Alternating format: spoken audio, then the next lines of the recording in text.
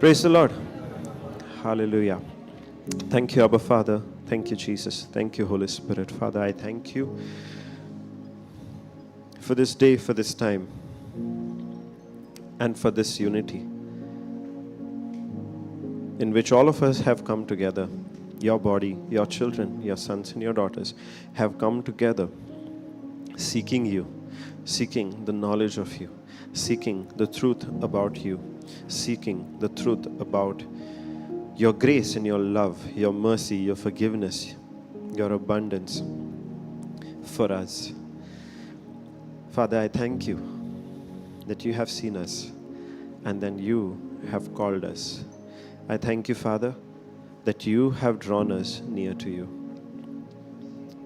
Thank you that you have drawn us near to the knowledge of your love for us.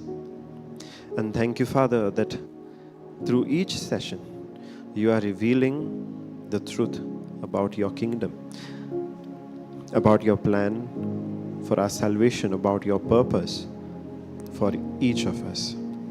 Thank you, Father, that through this understanding, the chains that had held us broken, the chains that had held us are now broken.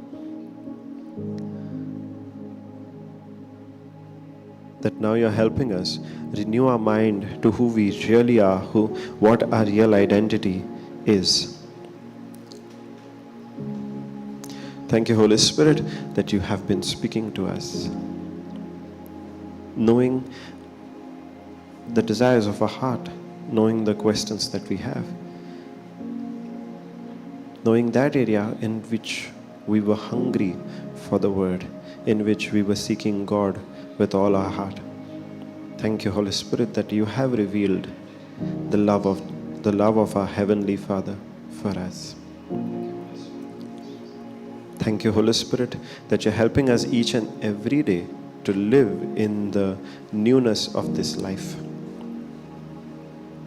Thank you, Holy Spirit, that you're helping us every day to live knowing that we are no more slaves, but we have been set free, forgiven completely. Thank you, Holy Spirit, that every day you are helping us to see ourselves the way God sees us, not the way the world wants us to see ourselves, but rather how God sees us.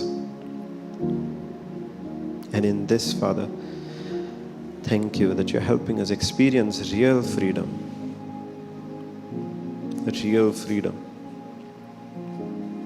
And thank you, Father, for the blood of Jesus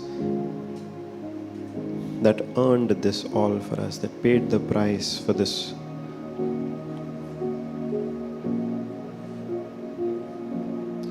Thank you, Father, that you're speaking to us right now.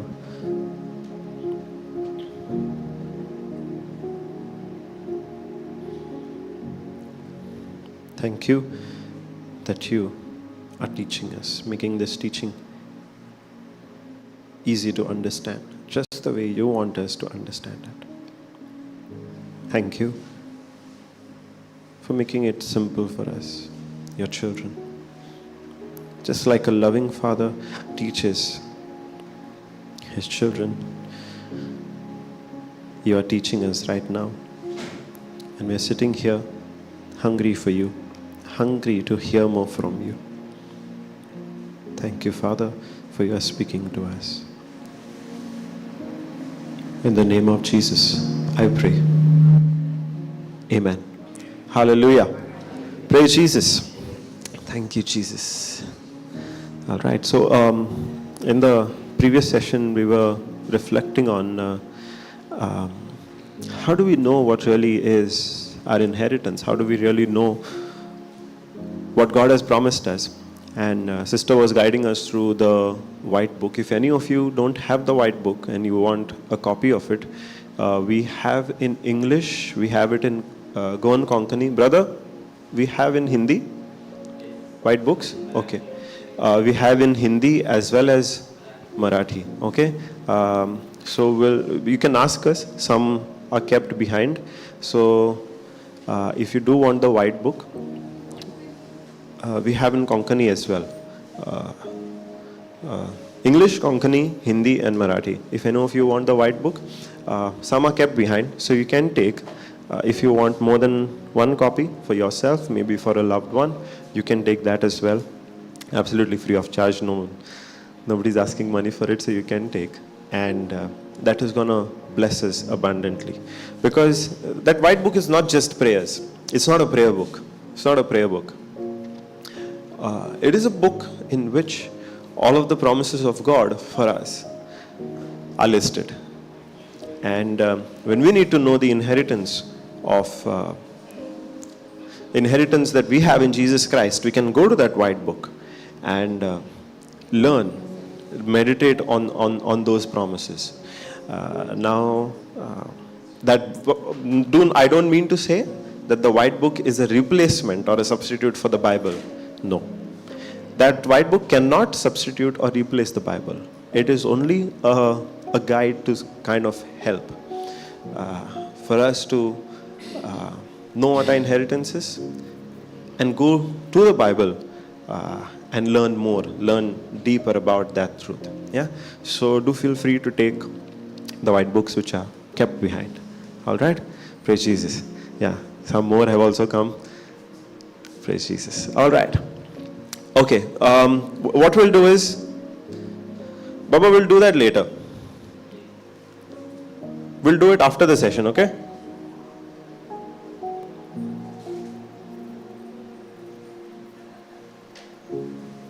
He's got a good heart. Praise Jesus. Yeah. So,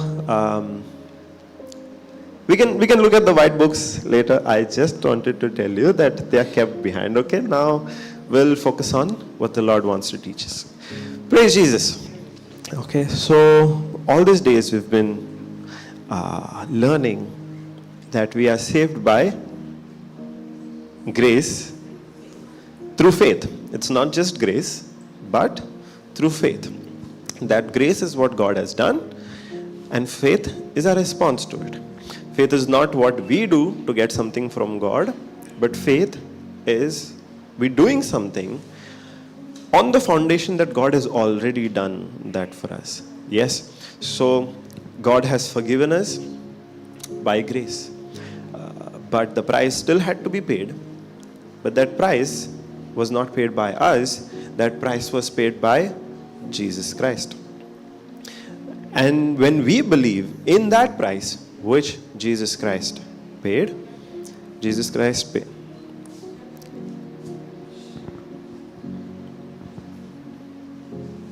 Moses, we'll do it after the session.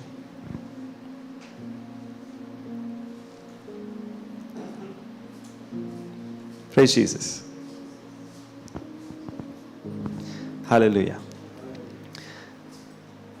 Yeah, so the price was paid by Jesus, and we accept that price paid on our behalf, where He became our substitute.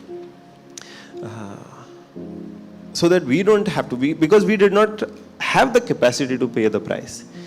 So He did not ask us, He did not wait for us to come to that level where we will be ready to pay the price. Because God knew that we will never be able to pay the price. Because the price was that high. And the law that He had given, the standard of living that He had given us, it was so high that none of us had the capacity to live up to that standard. So He made it easy for us. He moved on our behalf. And He took it upon Himself, where He became the sacrifice and paid the price which we had to pay. Hallelujah. Praise Jesus. But we have also learned that until we learned this truth, we were operating under a mindset that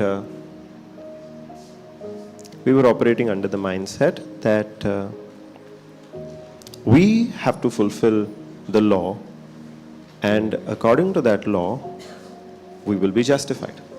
Yes or no? We will be we will have to fulfill the law, and According to that law, we would be justified. That was a wrong belief that we had, because we could never fulfill the law. We could never keep the whole law. Hallelujah. Praise Jesus. That's where Jesus came. Brother, take those books out. We'll keep them later. Take all.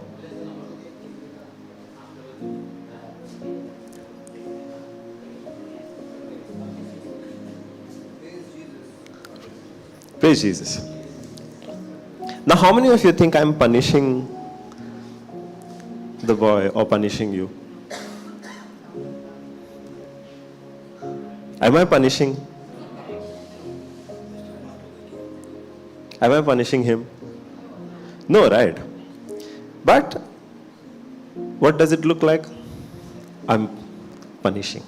Correct? Same way we used to think about God also. I'm remembering how, I used to think, Brother Johnson, whatever he saw, he would come up with a parable from that. I'm feeling like that now. It might look like punishment.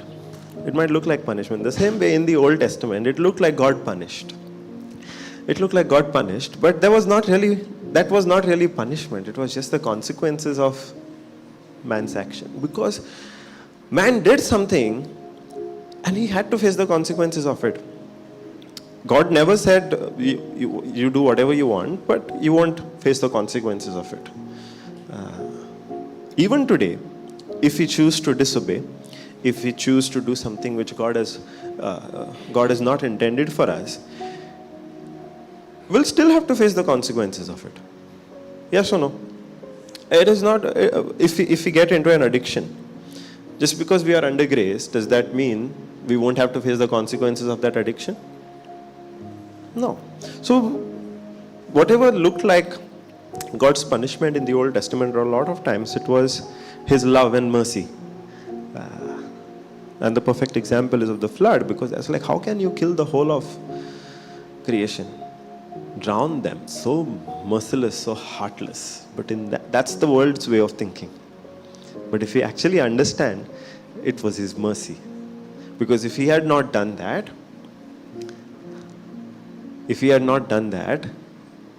then sin would have multiplied so much. We had used the example of gangrene. It would have spread so much. It would have spread so much that there would be a point of no return. So God had to cut that limb at that time, so that His plan of salvation to save mankind would be put into action. And He needed somebody to cooperate like that. Hallelujah. Praise Jesus. So I thank God that He's been teaching us this. What looked like punishment. That He's not a God who's interested in punishing us.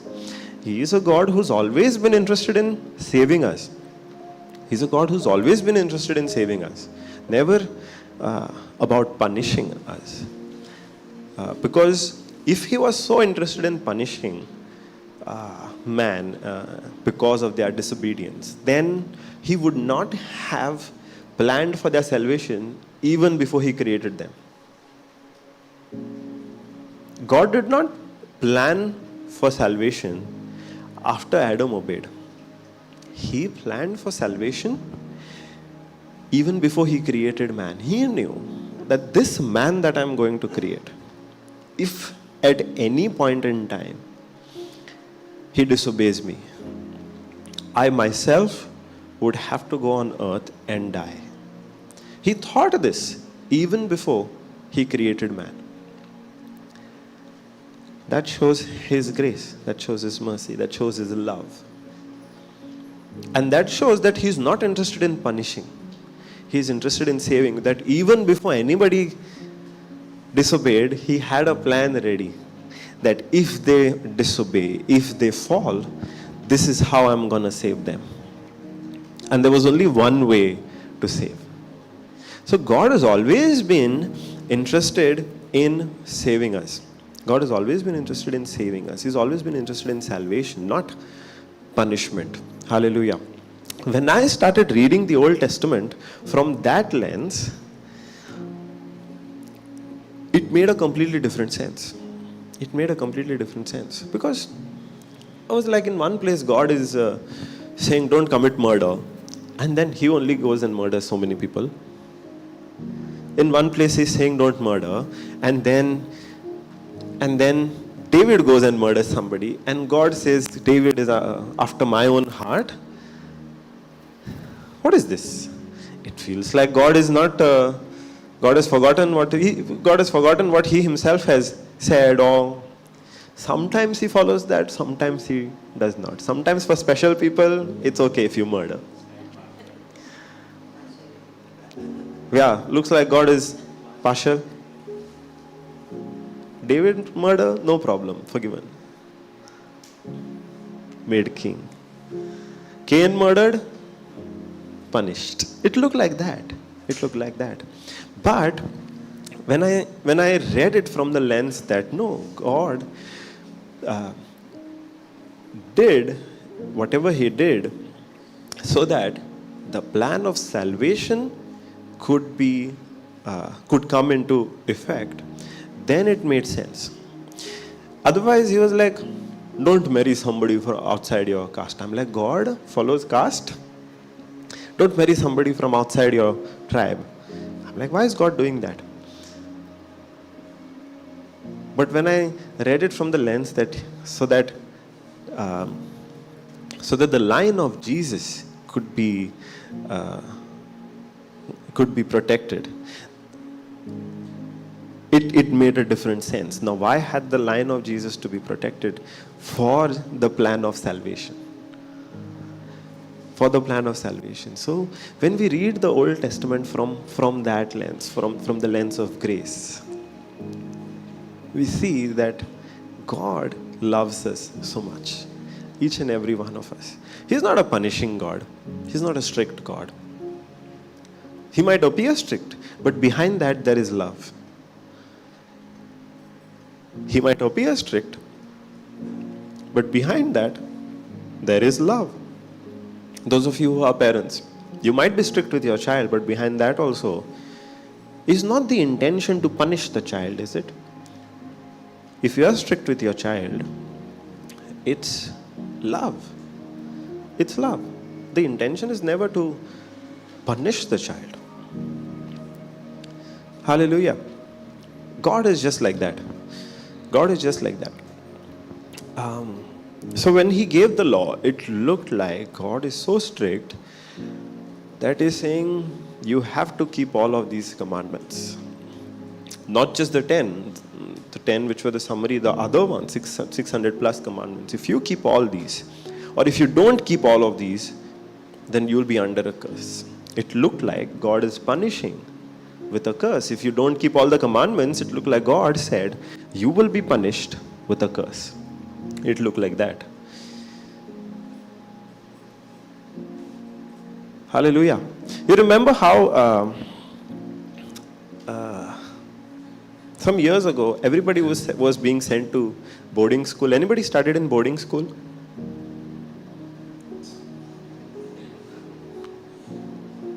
Praise Jesus. Nobody else? Yeah? Boarding school? Boarding school. Praise Jesus. When I was in before 10th standard, around around 2007, 8, 9, 10, around those years, I saw everybody being sent to boarding school. You yourself would have had friends from your locality, community going to boarding school. And at that time, you know why they were being sent to boarding school, brother? You can confirm if that was the same reason you went to boarding school. Because at that time, if anybody is mischievous, send them to boarding school. Correct? If anybody is mischievous, send them to boarding school. I had a few friends who were sent to boarding school. I don't know whether my mother anytime thought about sending me to boarding school, but she didn't. She didn't send me. So it looked like whoever was mischievous, the thought was, send them to boarding school. Praise Jesus. Now, I said, if you remember, because now I don't see it happen often. Has it reduced? People going to boarding school? So now children don't even listen to that also, boarding school. Praise Jesus. Thank you, Jesus. So the idea was, if they are misbehaving, if they are not listening, if they are not studying, at home, we send them to the boarding school, because over there, it's a very strict environment, and they will be disciplined over there. They will be disciplined over there, and they will learn to obey. They will learn over there. They have to do everything, right? Here, Mama Dada is doing everything. Over there, they will have no choice but to learn to do everything on their own. So they will learn discipline. God also did something like this, He sent us to boarding school.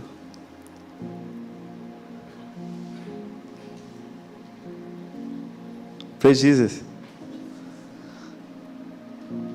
Can you imagine that? God sending us to boarding school? Well, not exactly. Not exactly. Why I'm talking about this is because the law which was given in the Old Testament, it was something like this, where mankind was doing whatever it wanted. Whatever God had told them, whatever God had spoken to them, they were like, we are not listening. We'll do whatever we want.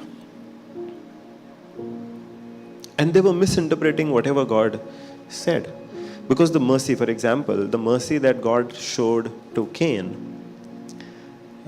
a couple of generations later, I think Cain's grandson or great-grandson, Lamech, he looked at the mercy that God had shown to Cain, and he was like, if God was so merciful to Cain, I'm worse than Cain. God should be more merciful to me. He started thinking that. The mercy that God had shown to Cain, they misinterpreted it and misused that mercy. He's saying Cain committed a murder, right? I have committed 7. That means I deserve more mercy from God. And then they became so full of themselves, they said, we will elevate ourselves. We will make ourselves higher than everybody else. And that's when they started building that tower. Not for God's glory, but for their own glory. They said, we will build this and we will reach the heavens. They started doing everything to elevate themselves. And then sin went on multiplying and multiplying and multiplying. And that's when God had to stop that gangrene which was spreading. But after that also, Noah, which was considered righteous, after the flood, even Noah fell. Even Noah did something which the Lord had never intended him to do. The Lord never wanted him to do. So he also fell. Again, that sin got a hold on mankind. Again, that sin got a hold on mankind. And the Lord again started searching for somebody to cooperate with him. The Lord started searching for somebody to agree with him, so that that plan of salvation could still come into effect.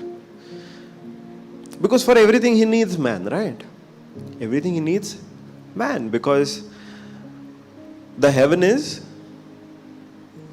we learn this, the heaven belongs to God and the earth belongs to man. So God on his own cannot come and interfere in the matters of the earth. He has to have somebody on earth cooperating with him, agreeing with him. Otherwise it would be like, I am coming to your house and cutting your trees and planting my trees in its place. interfering in your garden, interfering in your kitchen, would that be right? No. Over your house, you have dominion. Your house is yours. I cannot come and do whatever I want in your house. If I have to do something, I need to have your cooperation. Correct? If I have to come and change something in your kitchen, put new tiles, for example, I need your cooperation, right? Is it not? On my own, I cannot do it. The same way, for God to do anything on earth, He needs man's cooperation, even if it is to save man. Even if it is to save man. Now let's say in your house, there is a problem of pests. And it's just terrible. It's just terrible. Can I come and do pest control in your house on my own? But you need it. No matter how much you need that pest control, I cannot simply come and do pest control on my own unless you cooperate. You need that pest control in your house. It's urgent because the pest is just spreading at a very rapid pace. It's destroying everything, and if it's not put in control, it's going to destroy the whole house. It's going to eat up the whole house. No matter how much I see it happening, I still need your cooperation to come and do pest control. Correct? If you don't agree, I cannot do. Only when you agree, I can come and do that pest control. Because that house belongs to you. The same way it was with God. Man had a problem. But even though God was seeing man destroy himself, He could not come and do anything on his own unless man first agreed. That's why He was constantly, all through the generations, God was looking for somebody to agree with Him. God was looking for somebody to agree with Him. And He found that in Abraham. He found that in Abraham. Give me water. He found that in Abraham, where Abraham believed God. Not that Abraham was perfect, not that Abraham lived the most holy life. He also made mistakes. But to his credit, Abraham believed God. And that's the only thing God was looking for somebody to believe with Him. He did not want the most perfect person. He wanted a person who would cooperate with Him. He wanted a person who would agree with Him, even though that person might be imperfect. And God would teach that person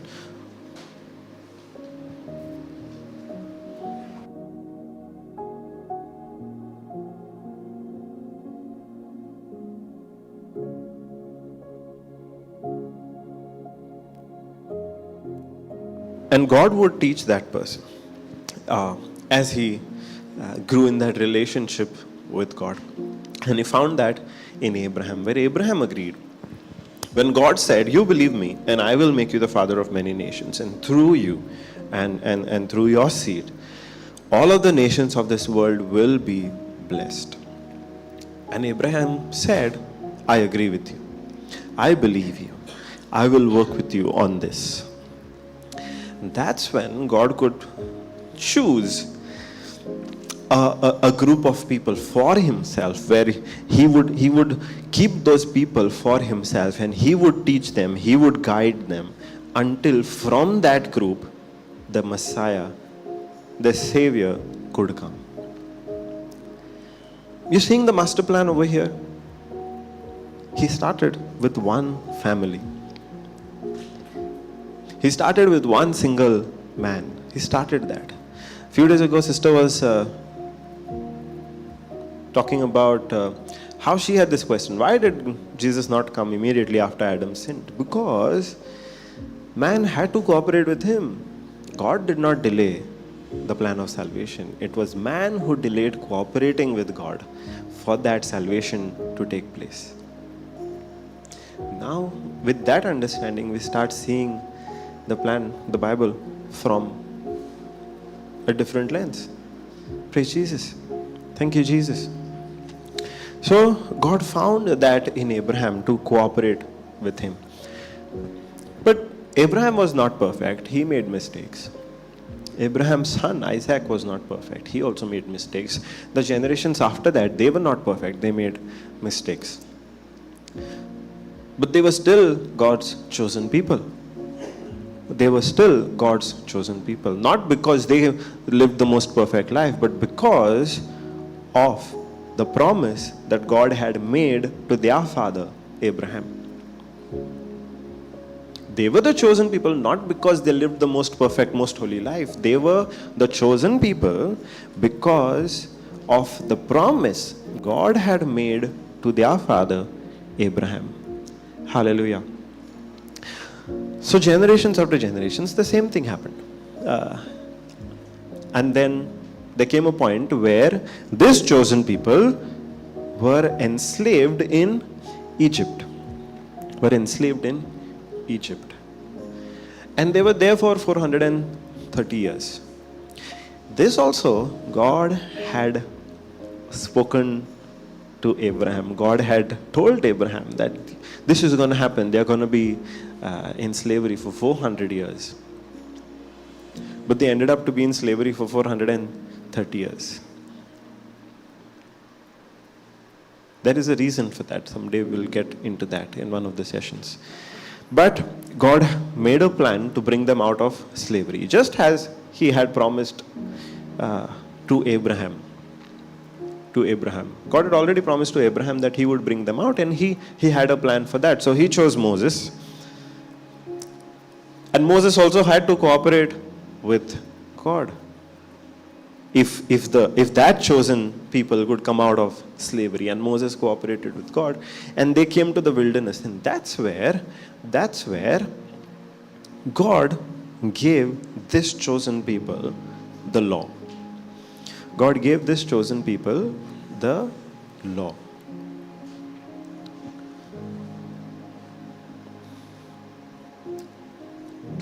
And He gave them the law not so that now they could be, through that law, through keeping that law, they could be perfect and holy in His sight, but through the law, they could come to know that there is a plan for their salvation.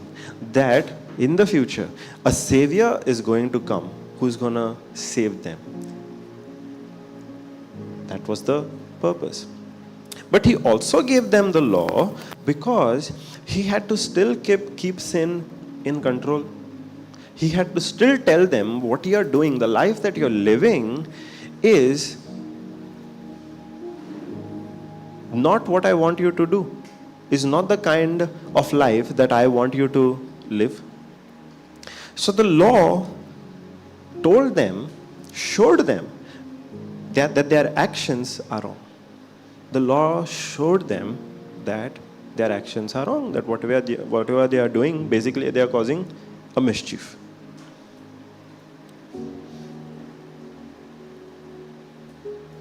Somebody's gone outside, brother. Just pull the door. It's okay. Just pull the door.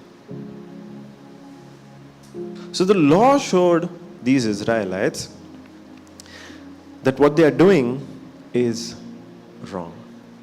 Hallelujah. Praise Jesus.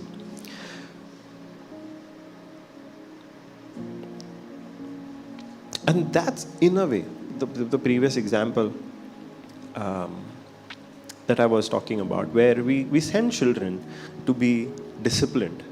We send children to the boarding school to be disciplined. We have that expectation that over there, there is somebody to discipline them. And what idea we have that the mischief that they were causing, where they were refusing to obey, refusing to behave first, now under this disciplinarian, which is there at the boarding school, they would change their actions. That's the expectation that we have when we send our children to the boarding school, that there is somebody over there who will guide them, who will restrict, who will enforce certain rules in which our child is going to learn to behave. Something like this happened with the law, where when people saw the law, they came to know what we are doing is not right. Is not right. So they could look at the law and say, okay, we'll choose not to do it. Will not murder because the law says do not murder. Will not steal because the law says do not steal. It's a different thing that they did not have that power within themselves to resist. But they still had the law to which they could see and say, okay, I will not murder. I will not steal. Hallelujah. Praise Jesus. And this is something that Paul is explaining to the Galatians and to us. That the law acted like a disciplinarian. That the law acted like a disciplinarian. I'll read it from Galatians chapter 3, verse 22. Verse 22. AMP.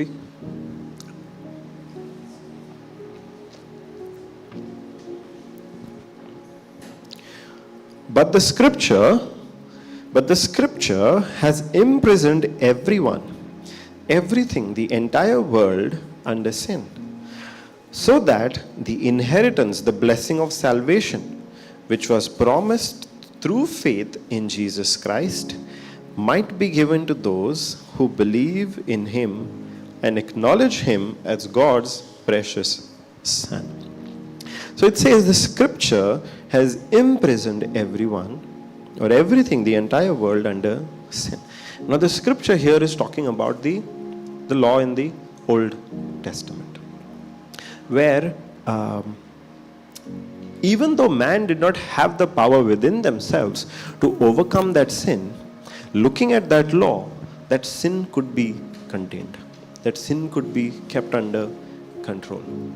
It did not give man the power to overcome that sin because the fault was with the root, the fault was with the nature. Because the nature was sinful, man did not have the power to overcome sin. But still, looking at the law, they could say, I'm not going to murder. I'm not going to steal. Now, they could not be saved just because they kept that law, because the root had to be dealt with. The actions come second. The root had to be dealt with. And the root would be dealt with only when there would be a Savior. Only when a Savior would come. So for that law, there was a time frame. The law was not given forever. The law was given only up to a certain time until the time that the Savior would come. Only until that time that a Savior would come. Law was not supposed to be for the rest of time. It was not supposed to be forever. It had an expiry date. It was only supposed to be there till Jesus came.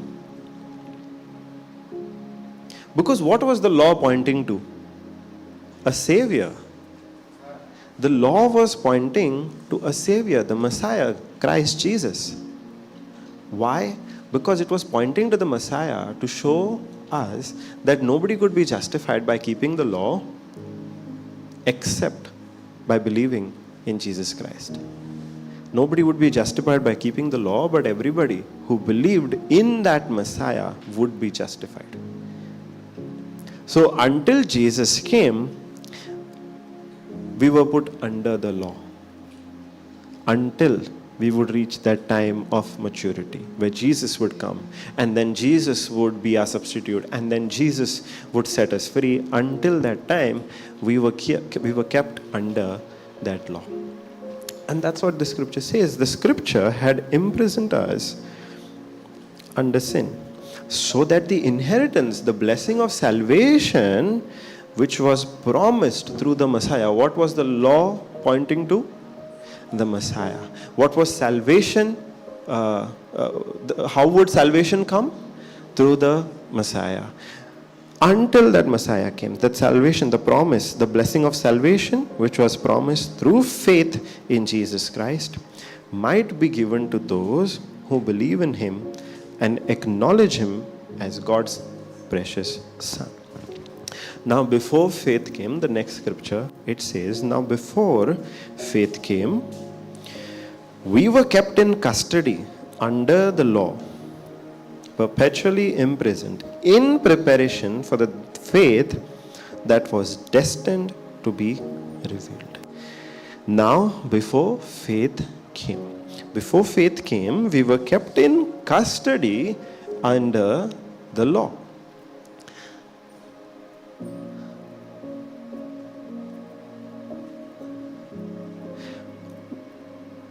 What does it mean before faith came? Meaning faith was not there in the Old Testament?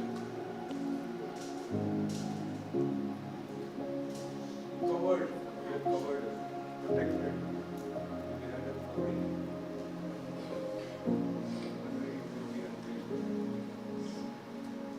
What does it mean before faith came?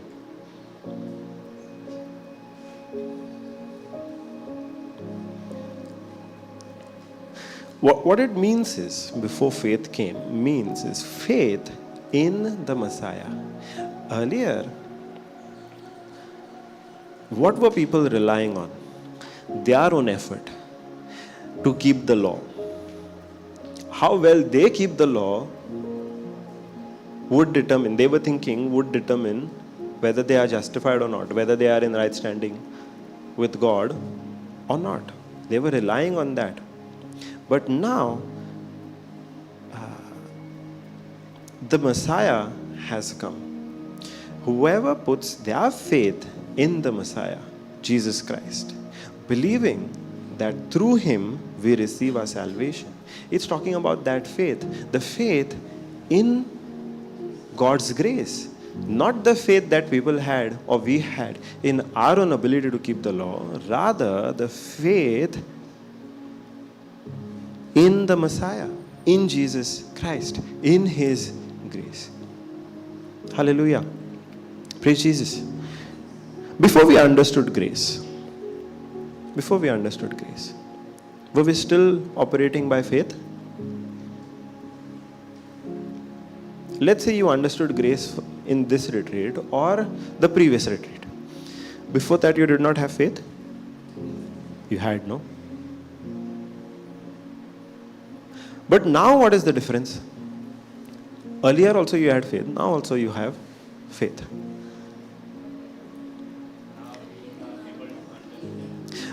The faith earlier, or the faith without the understanding of grace, that faith was faith in our ability.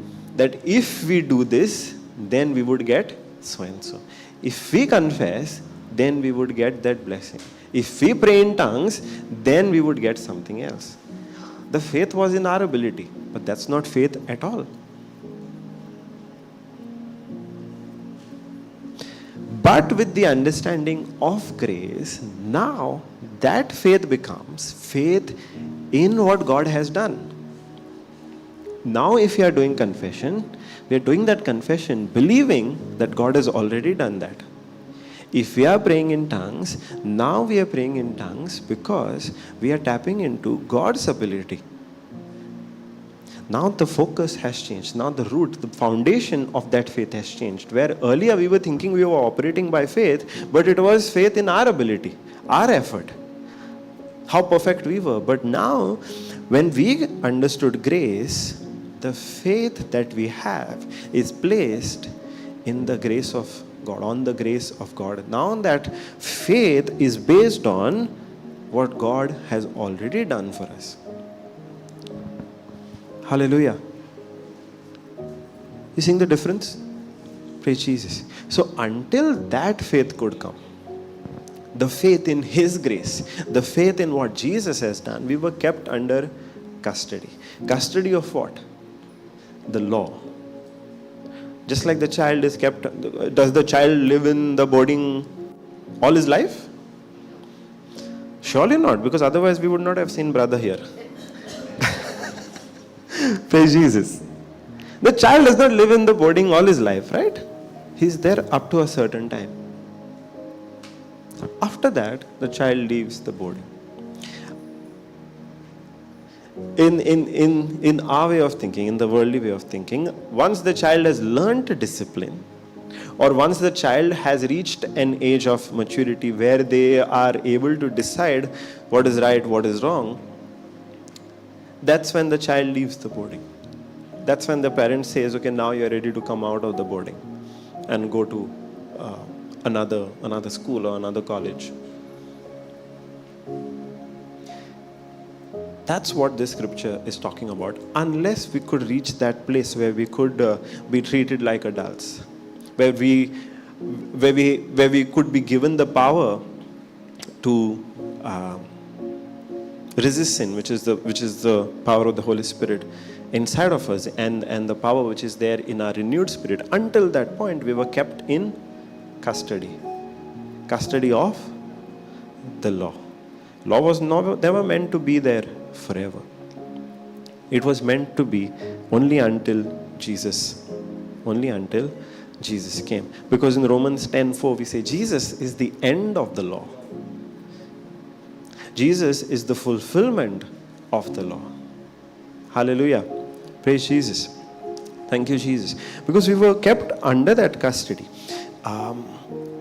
If you go to verse 24, it tells us the reason.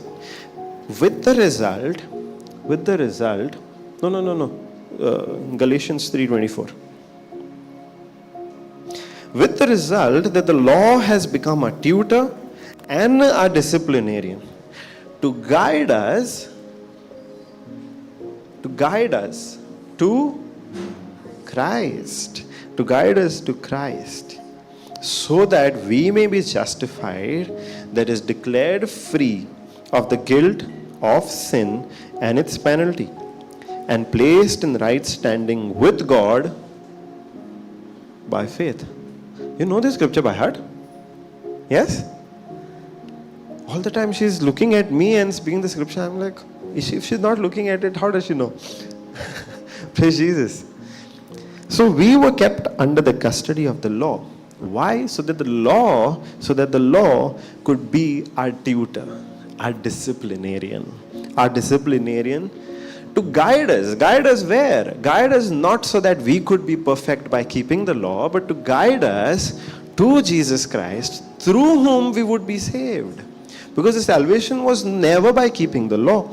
The salvation was always meant to be given as a gift and received by faith. So the law, we were kept in that custody of the law because the law was supposed to act as a disciplinarian for us till that time that Jesus came. And we would receive that salvation, we would receive that right standing with God by placing in that Jesus Christ, in that Savior, in that Messiah to which the law pointed to. Hallelujah. Thank you, Jesus. Praise you, Jesus. If we read further, it says, but now, faith has come. We are no longer under the control and authority of a tutor and disciplinarian. Now that we have reached that point where Christ has come and Christ has died, Christ has paid the price for our sins. And not just that, He has been raised back to life so that the life that He had, we would have. The power that He had, we would have. The Spirit of God that He had, we would have. Now that we have reached that stage, now we are no more under the law. Because the law and its purpose has been fulfilled in Jesus Christ. The law which was meant to discipline us has now reached that maturity, and its purpose has been fulfilled in Jesus Christ. Why we did not have the ability to overcome sin or resist sin in the Old Testament or before being born again? Why we did not have that? Why we did not have the power?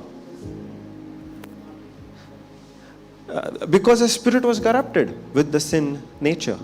Our spirit was corrupted with that sin nature. So we did not have the power. But now Christ did not have the same problem. The spirit of Christ was not corrupted. Because he was not born with that corruptible seed. He was born without sin. So he did not have the sin nature. And that's why he could keep the law. That's why Christ could keep the law perfectly. And that's why he could fulfill the law. Now that he has died, he has risen, we receive what he had, which is the Spirit of God. The Spirit of God in us right now. So now we have reached that maturity that we no longer have to be under a custodian, where we no longer have to be under a disciplinarian. Once the child reaches that age where they know to make the right decision, they are not still kept in custody, correct? Now a small child, when the mother or the father takes them out, as they are walking, they hold the child's hand, correct? You have your mother, brother? You have your mother? Is she here or with the Lord? Okay. When you grew up, after 10 years, did your mother still hold your hand when you were walking? Why not?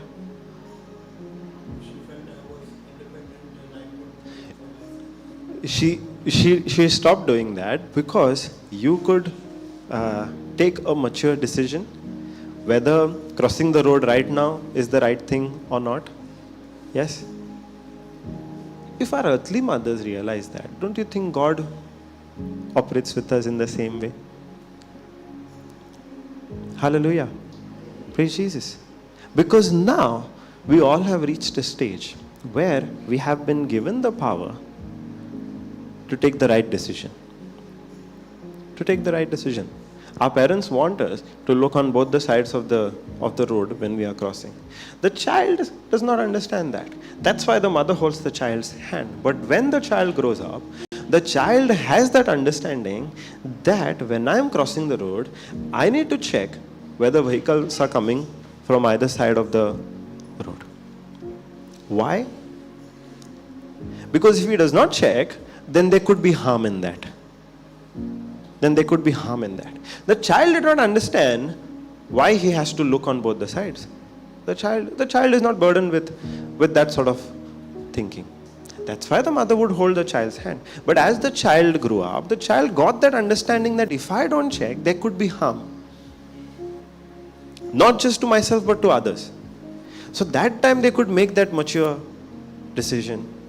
Now you and I have reached that place where, because of the Holy Spirit is given to us, we can make a mature decision. Earlier we did not have that. We have been given the power of the Holy Spirit to make that mature decision. Yesterday we were reflecting on, do we still continue to live on sin? In sin? No. We don't continue to live in sin anymore because now we have been given the power. In our spirit, we have died to that sin nature, that nature which pushed us into sin. We have reached that stage of maturity. So now that faith has come, faith in what? Faith in grace, not faith in our own actions. Faith in grace, faith in the Messiah, faith in Jesus Christ. Now that faith has come and we have received the understanding of that, we are no longer under that disciplinarian. We are no longer under that custody. Praise Jesus. Thank you, Jesus.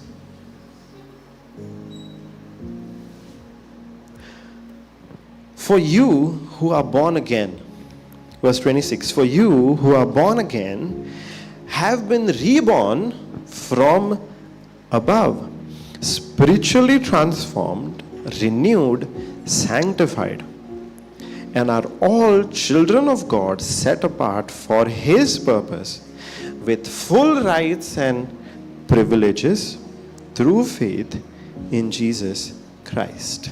Hallelujah.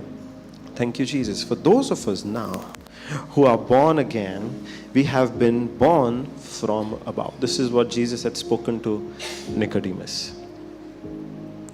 Unless somebody is born from above, unless somebody is born again, they cannot enter heaven. Here Paul is saying, all of you who are born again, born from above. What does that mean?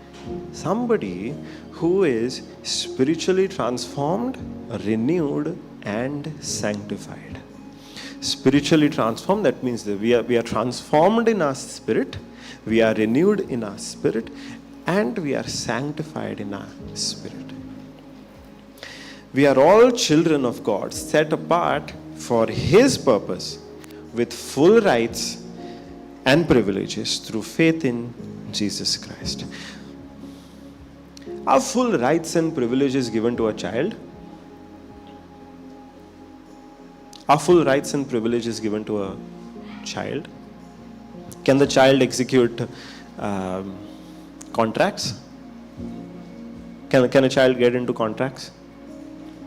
No, right? Can a child buy properties?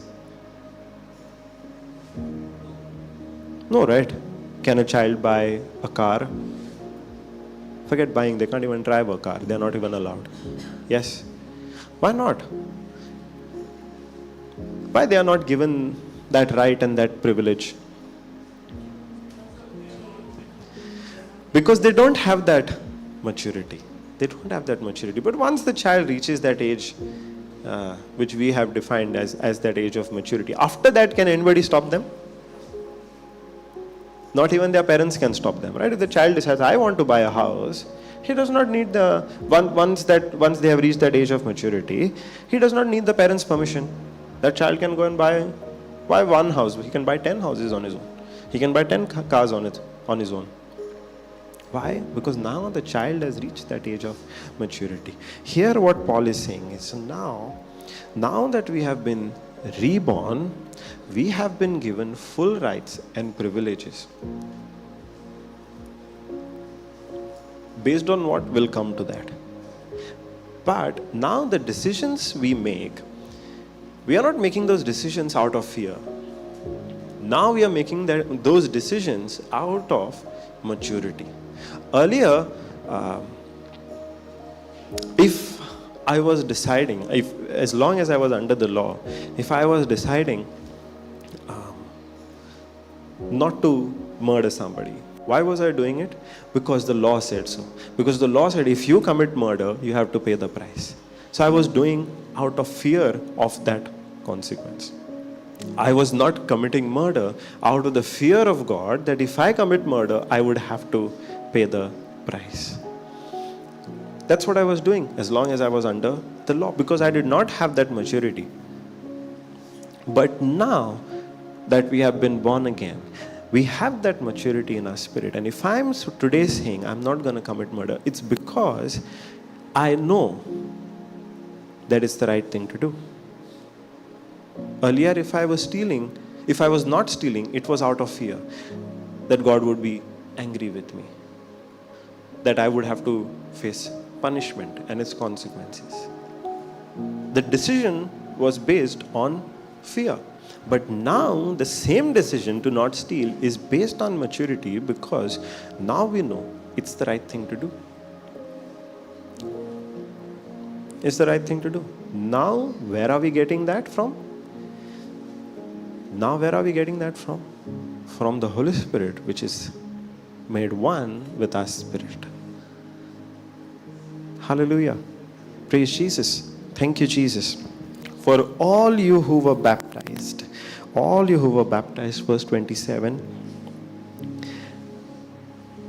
For all you who were baptized into Christ, into a spiritual union with the Christ, the Anointed, have clothed yourselves with Christ. That is, you have taken on His characteristics and values. For all of you who were baptized into Christ, into a spiritual union with the Christ and the anointed, have clothed yourselves with Christ. That is, you have taken on his characteristics and his values. Now, on what basis did Christ take decisions? Let's imagine. Nowhere in the Bible it is mentioned this. Let's imagine. Now, when Christ came, when Christ was preaching, he was doing something good. And people came against him, even to the point of wanting to stone him. Do you think he did not stone them back out of fear of the law? If we are doing something good, now if I am coming and preaching over here, correct? And then you all rise up against me and start cursing me and firing bad words at me. And all of you come with stones to stone me.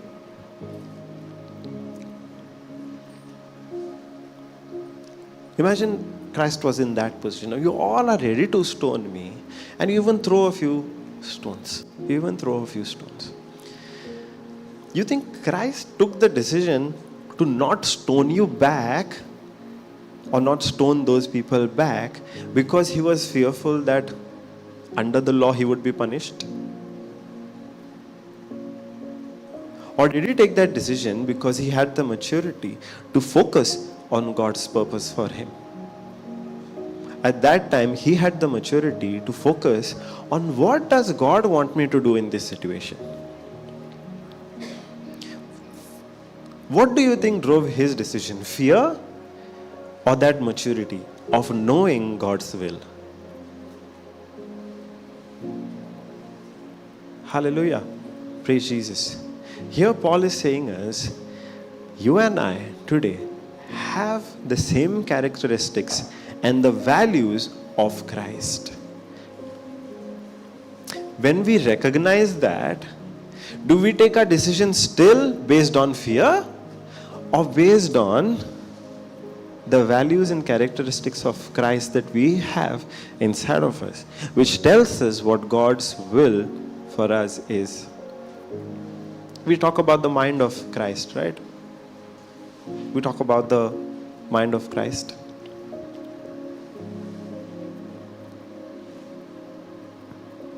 Do we take decisions out of fear, or do we take decisions out of that maturity which comes from having that mind of Christ? Sister looks very confused. Confused or just concentrating? Praise Jesus. Here Paul is saying, now you are no longer in custody. Is Christ under the custody of the law? Or did the law end with him? The law ended with him. Christ is no longer under the custody.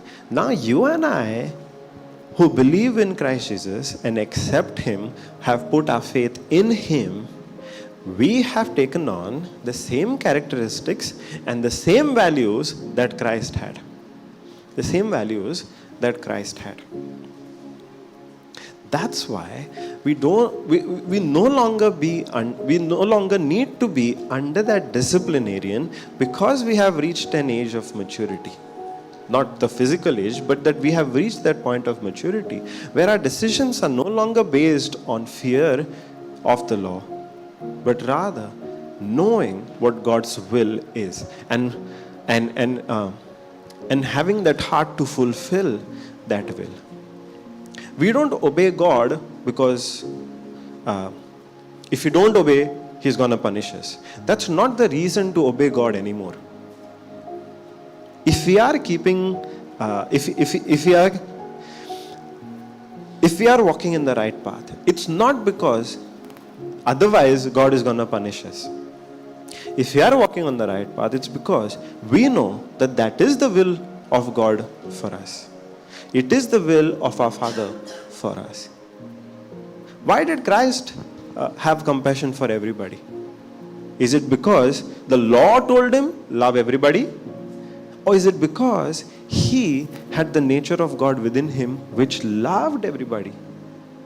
Why did Christ do that? Did he do that because of the law, or because he knew the will of God? He knew the heart of God. Understanding? It's the same with you and I today who are born again. We don't do the right thing because the law is demanding us to do the right thing. We do the right thing because we know it is God's will for us. It is no longer out of fear, it is now out of love. Hallelujah. Praise Jesus. Thank you, Jesus. Okay, now let's go to the 4th chapter. This boarding example which we were reflecting on,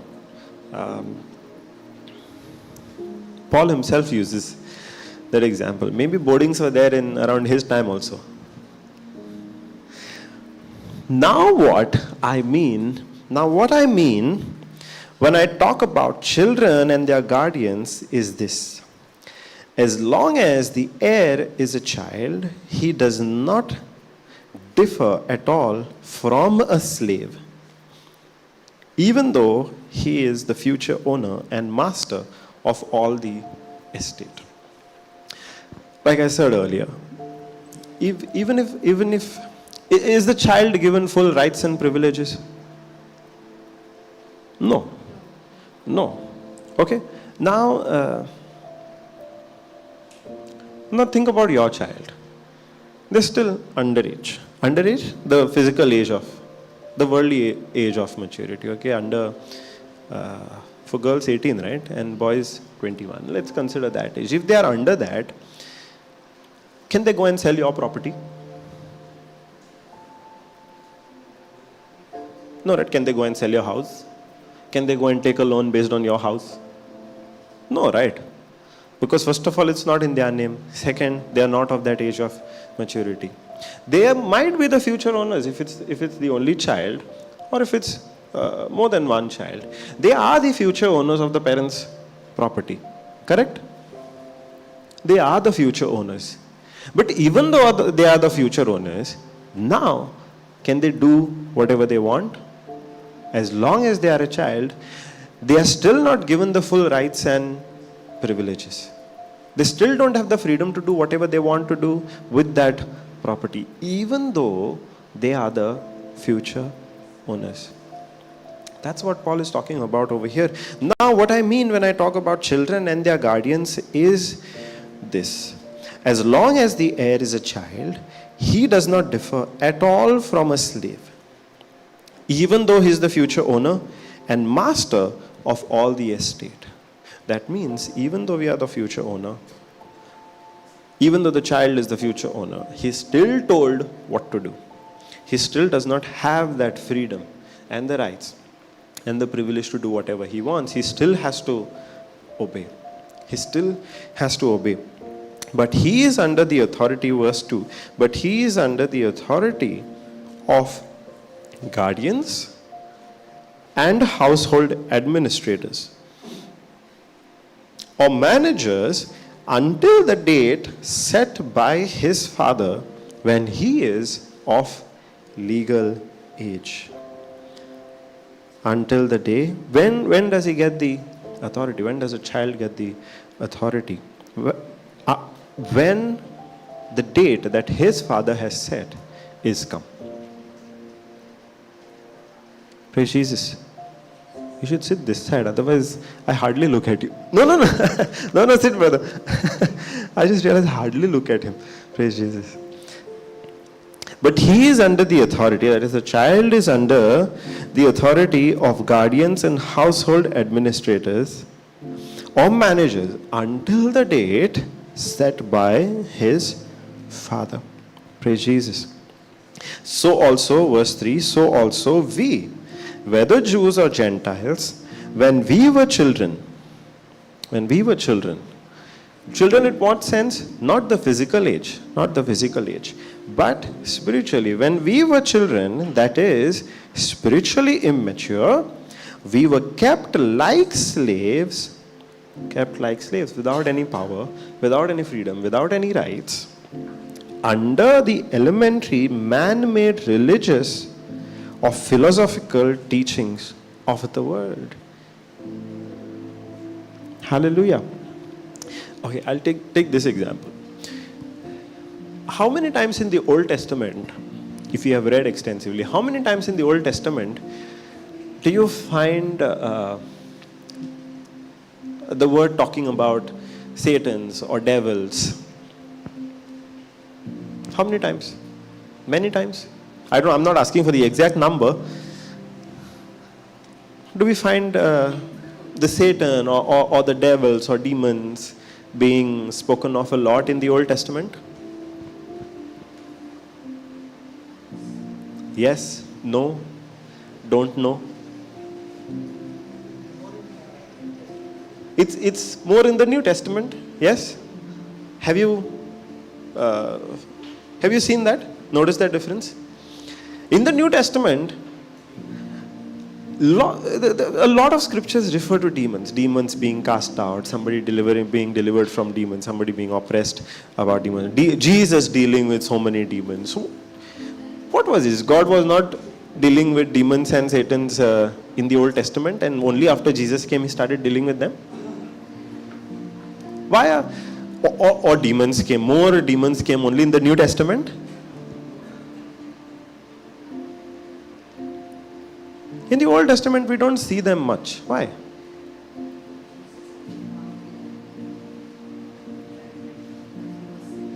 Okay.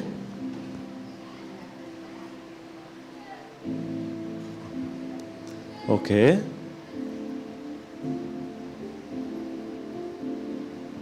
Praise Jesus.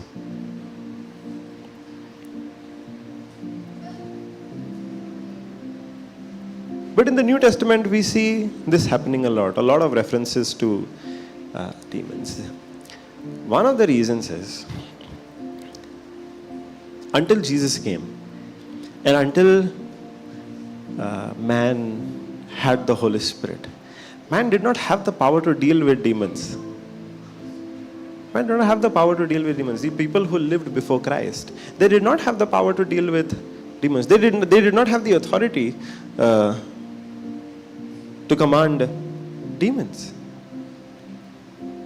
They did not have the authority. So there were limitations. If God had to reveal to them so many demons are there, they are attacking you in this way and that way, and they were not given the power over the demons, what would they do? Get into more fear. In fact, then the demons would oppress them even more than what they were doing. It's not that demons were not active in the Old Testament. They were, because Satan used the very law to incite more sin, to provoke more sin. Because in the Old Testament, what was everybody dependent on? Their own self-effort. Everybody was dependent on their performance because Jesus had not come. They were thinking they could be justified by their performance. But as long as we are focused on our own performance, Satan can use that against us. To put us into a further trap of sin. And after that, guilt and condemnation. Why did the sin go on multiplying? It's because nobody had the power. People did not have the power to resist the devil at that time. But now in the Old Testament, we are taught, resist the devil. Now in the Old Testament, God is asking us to resist the devil.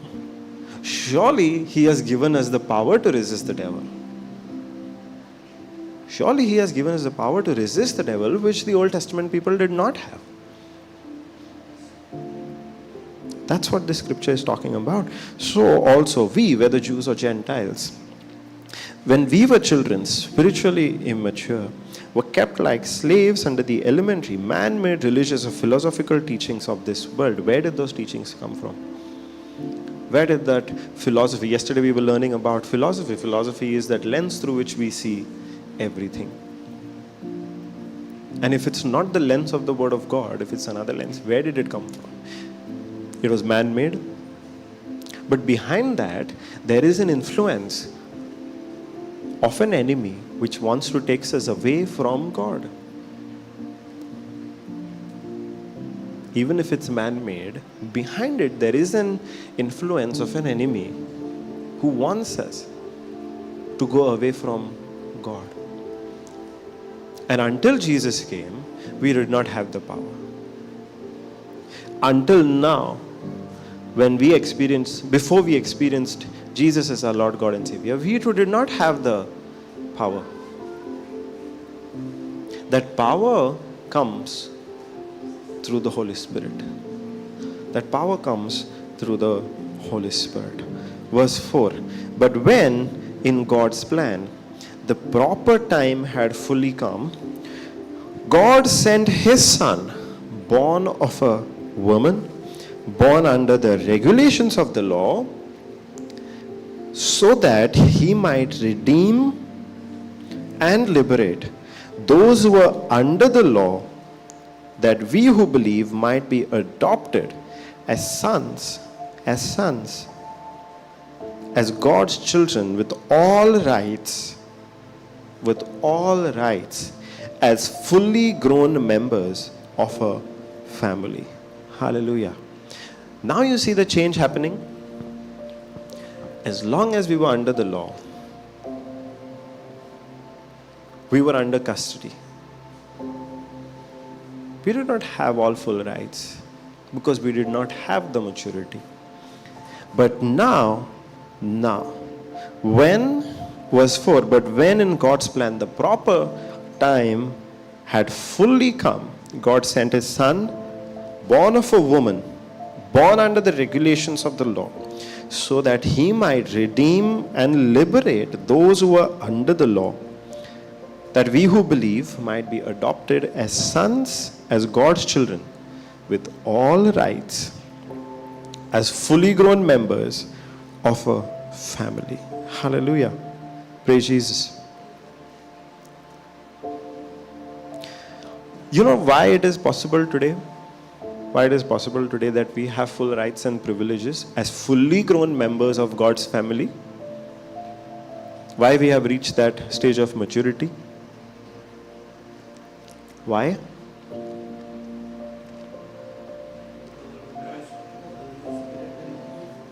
Because of the new spirit in us. And not just that, because the Holy Spirit is now united with our spirit. Because our spirit and God's spirit is one. That's what gives us the power. If we have the authority over the demons today, it's not our power, it's God's power within us. If we today have the authority and the dominion over sickness, it's not our power, it's God's power within us. Praise Jesus. Thank you, Jesus. And that's what the next scripture talks about. And because you really are His sons, God has sent the Spirit of His Son into our hearts, crying, Abba, Father.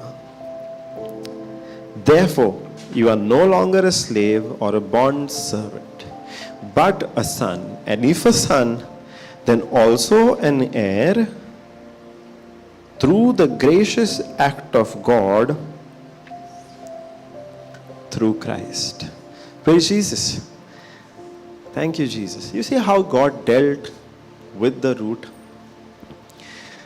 How God dealt with the root? In the previous, in chapter 3, we had read that now today we have put on Christ. That means we have His characteristics and His values.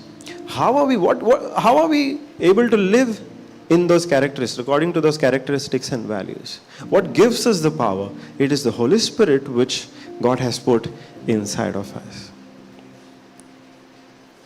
If God sees us as Christ is, because that's what the scripture tells us, just as Christ is, so are we in this world. Jesus himself told us, whatever things I did, you shall also do, and even greater things. How is all of that going to be possible? Because now God has put his Spirit inside of us. Hallelujah. Thank you, Jesus. So that means we relate to one another just as Christ related to one another. And we also relate to the Father the same way Christ related to the Father. Now, Christ did not relate to the Father based on the law, where Christ based his relationship with the Father on how well he kept the law, whether he kept all of the commandments or some of the commandments, whether he offered all of the sacrifices, whether he followed all of the rules and regulations. His relationship with the Father was not based on that.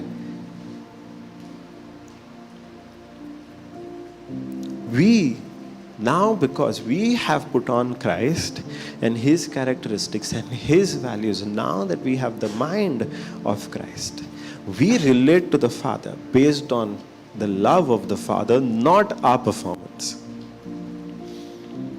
Hallelujah. Praise Jesus.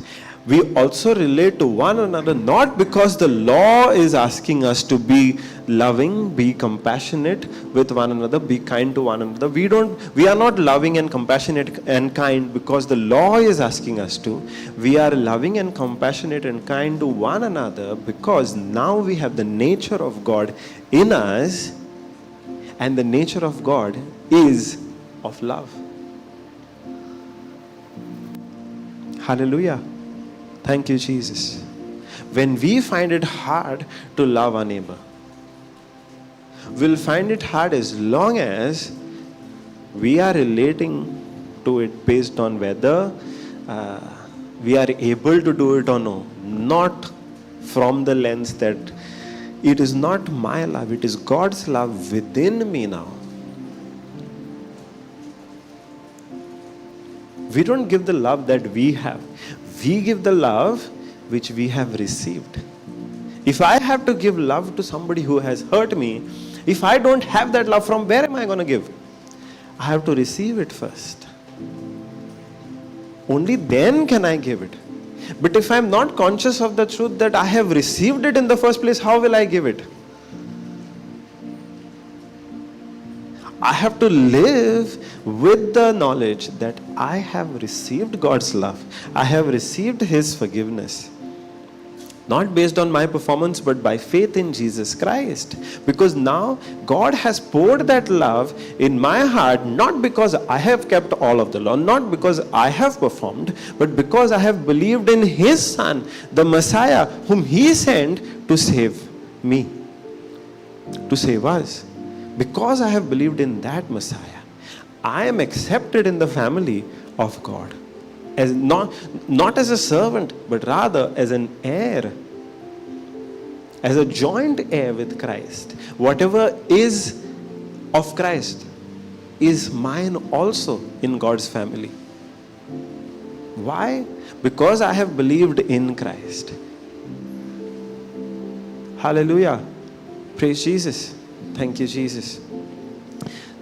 This is what empowers us. This is what empowers us. It's not the law anymore, because we don't need to be in that custody of the law anymore.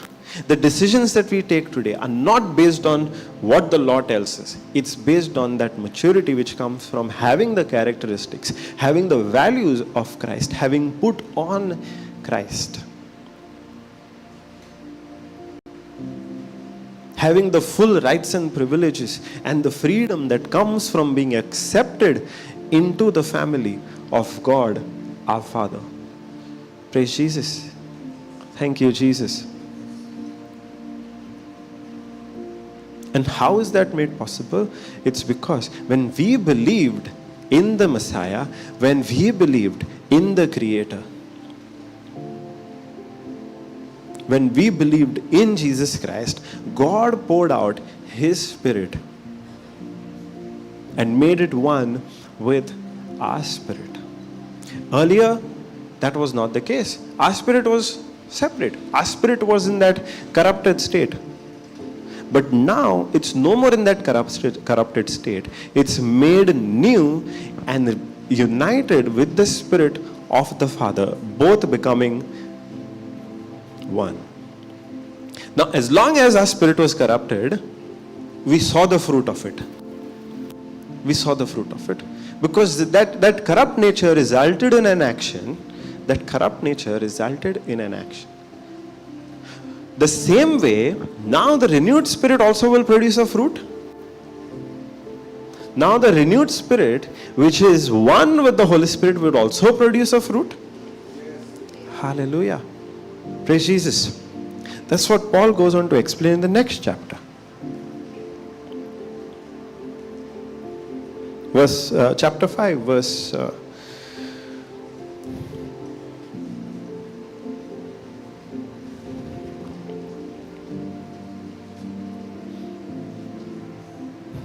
19. Verse 19. Now the practices of the sinful nature are clearly evident. They are sexual immorality, impurity, sensuality, that is total irresponsibility and lack of self-control, idolatry, sorcery, hostility, strife, jealousy, fits of anger, disputes, dissensions, factions that promote heresies, envy, drunkenness, riotous behavior, and other things like these. I warn you beforehand, just as I did previously, that those who practice such things will not inherit the kingdom of God. But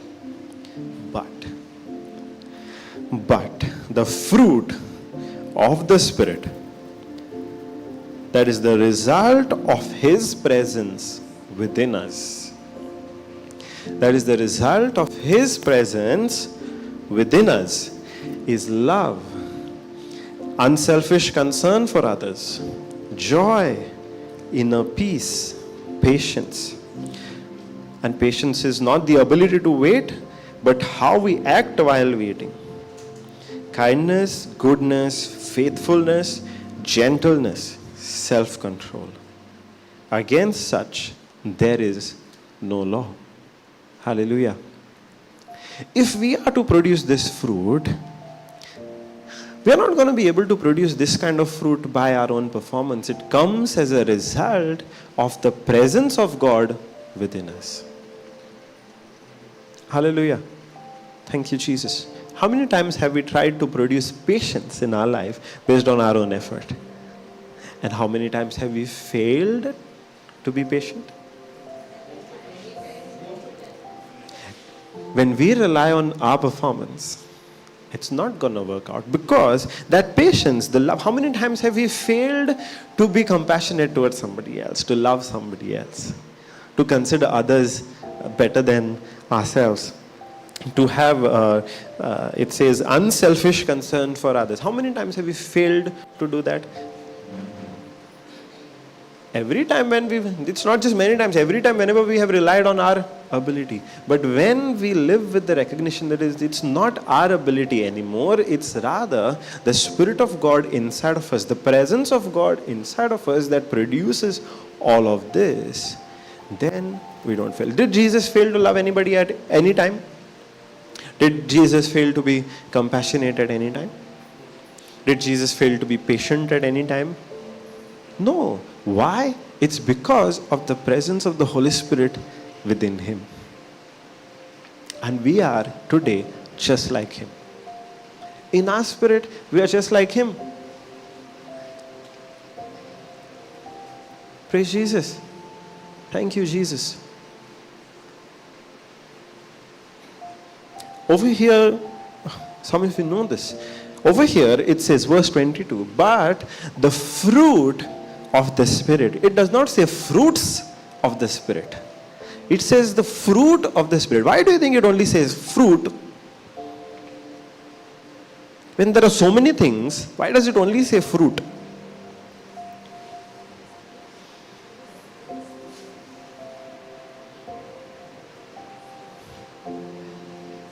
It's like sin and sins. That's what you're saying?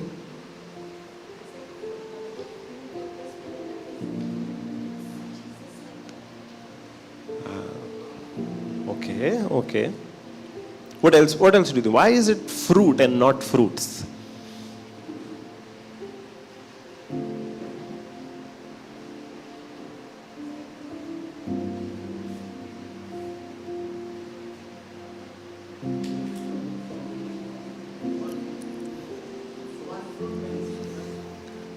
One fruit, many seeds.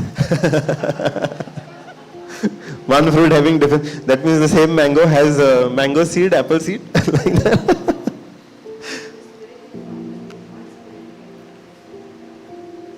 Because it's the singles.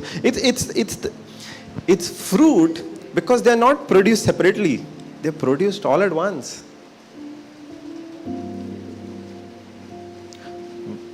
Why we think they are produced separately is because we are thinking of all of these things as happening sometime in the future. They are already produced. Where? In the Spirit. And they are produced all at once. It's not that when from age 1 to 10, love is being produced. 10 to 20, 11 to 20, patience is being produced. Somewhere else. No, at the moment we were born again, the Spirit has produced the fruit, which is all these things in our spirit. Now we come back to the same thing. Why are we not experiencing all of these? Why are we not experiencing all of these? Why are we still getting angry at our loved ones? Why are we still falling short of patience? Why?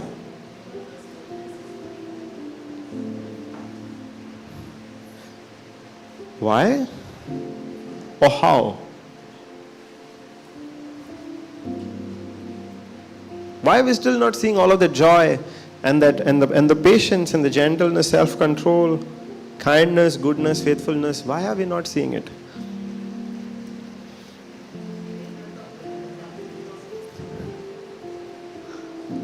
Why?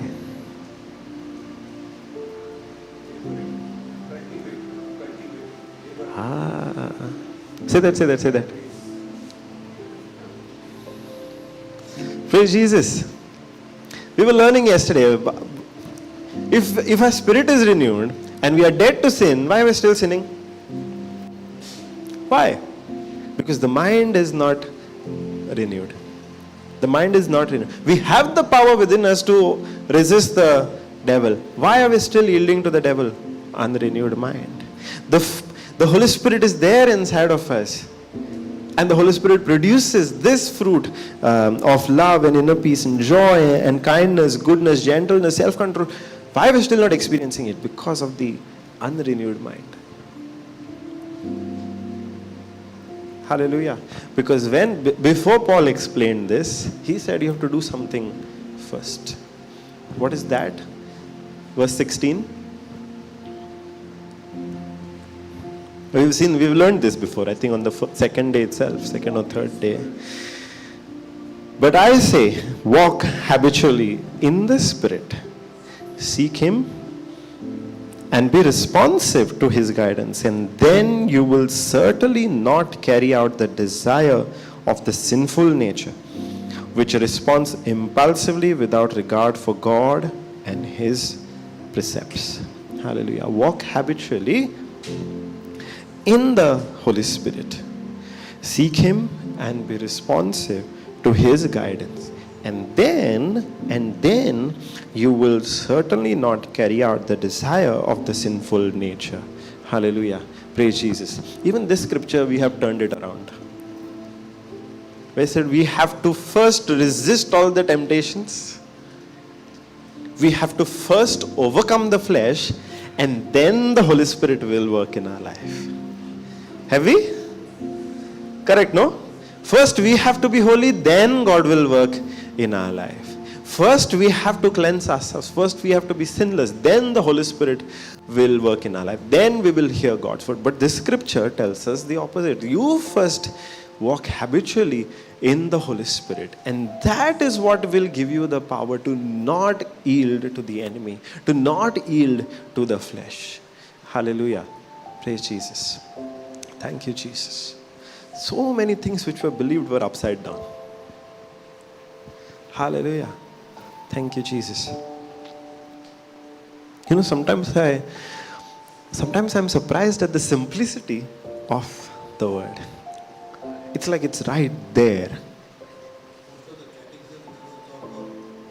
Praise Jesus. It's right there in front of us. But it's the enemy that has blinded the minds, lest we receive the gospel and be saved. But thank God that He has revealed this to us. Thank God that He has revealed this to us. And in very simple terms, right there in His word, giving us the power right now, coming to dwell in us, where His presence is in us. His presence gives us the power. We have, all this while we have sought His presence outside of us. He's right here.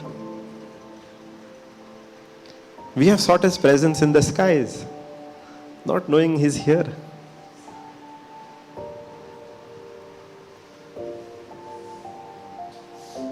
We have tried to storm the heavens, not knowing God is here.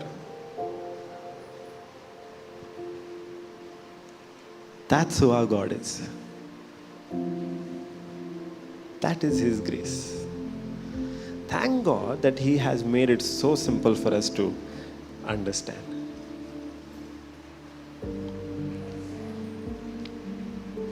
Because as long as you did not understand it, all of us were in some or the other bondage.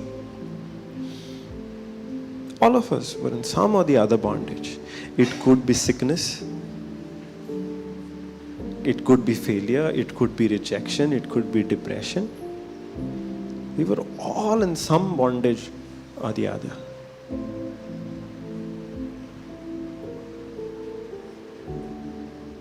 And the freedom from all those bondages is not somewhere else. It's right here. It's right here. All freedom is right here because God is not somewhere else. God is right here. Within us. Inside of us. One with us. Praise Jesus. That is who our God is. And when we renew our mind to that, then that freedom which is right here does not take time to come out. When the mind is renewed. That's why Paul is saying, you walk habitually, not once, not twice, walk habitually.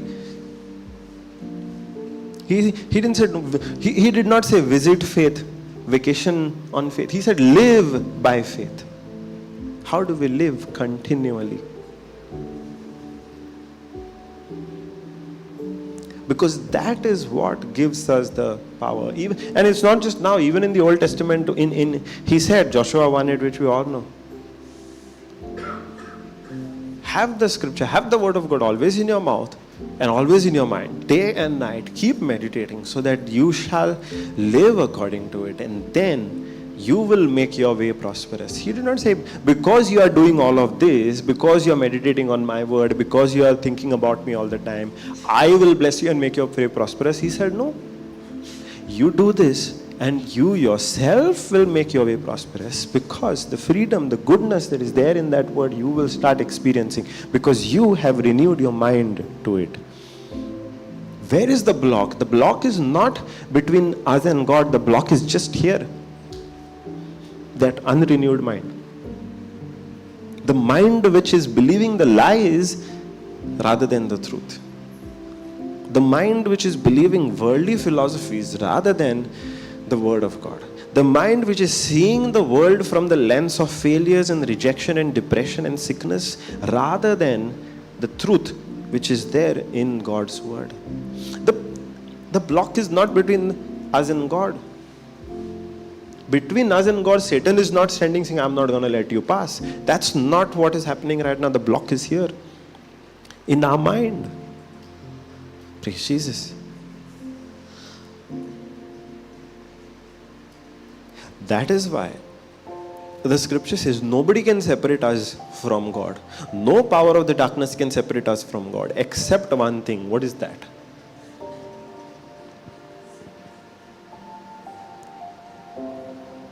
Sin. That means after being born again, if I murder somebody, that will separate me from God. Unbelief.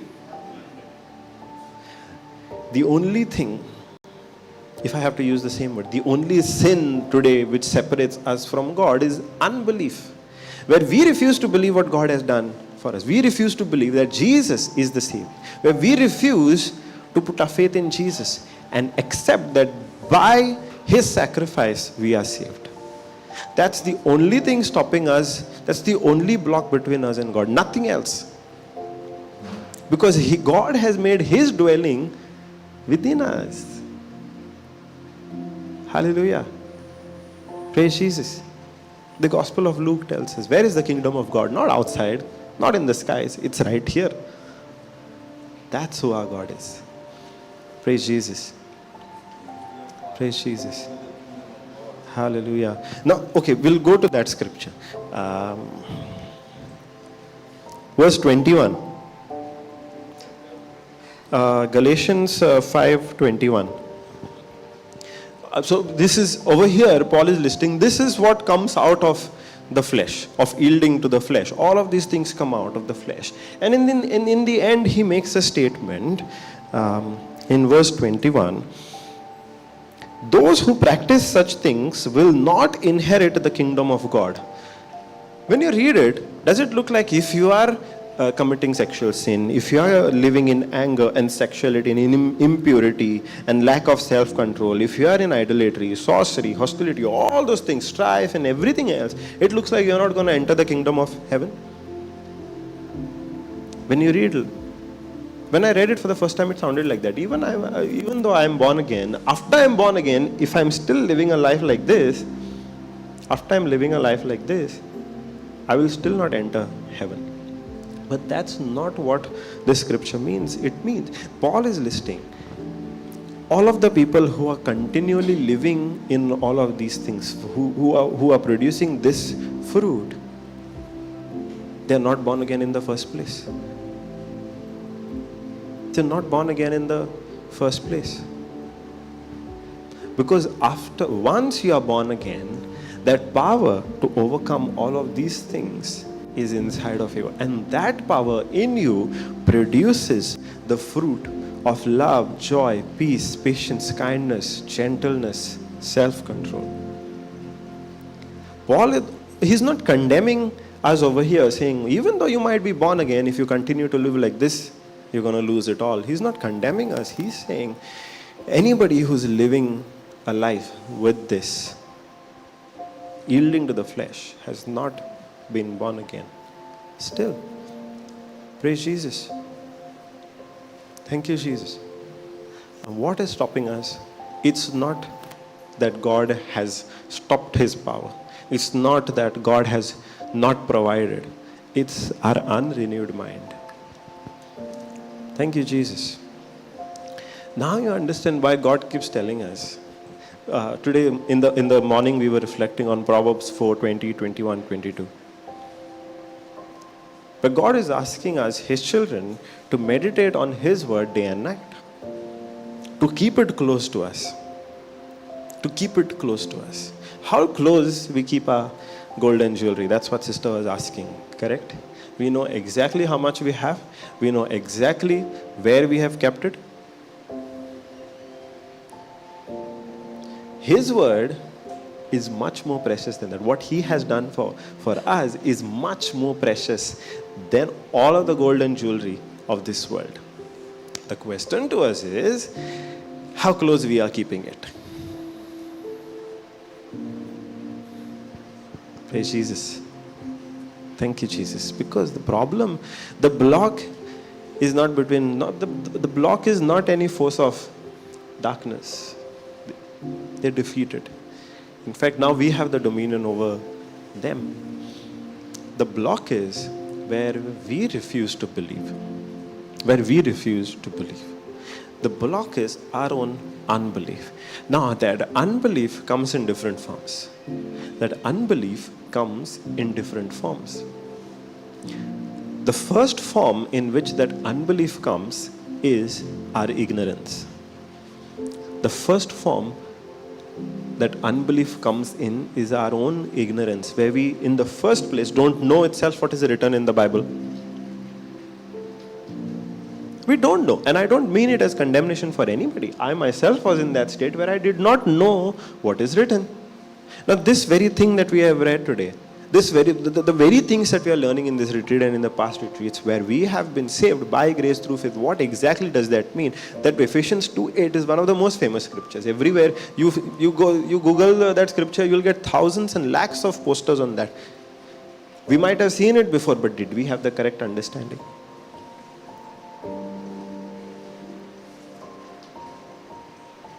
That's the first form of unbelief that creates a block between us and God, where we don't know in the first place.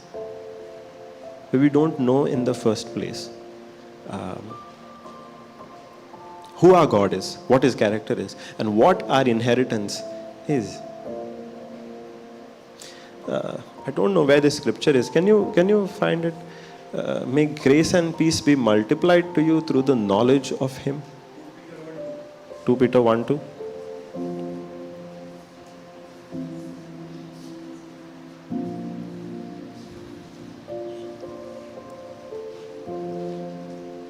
Grace and peace, that special sense of spiritual well-being, be multiplied to you in the true, intimate knowledge of God and Jesus our Lord.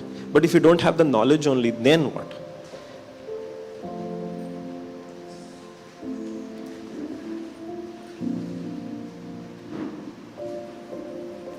That's the first form of unbelief that stops us. That lack of knowledge, our own ignorance of what God has done for us, how we have been renewed, how we have a new life.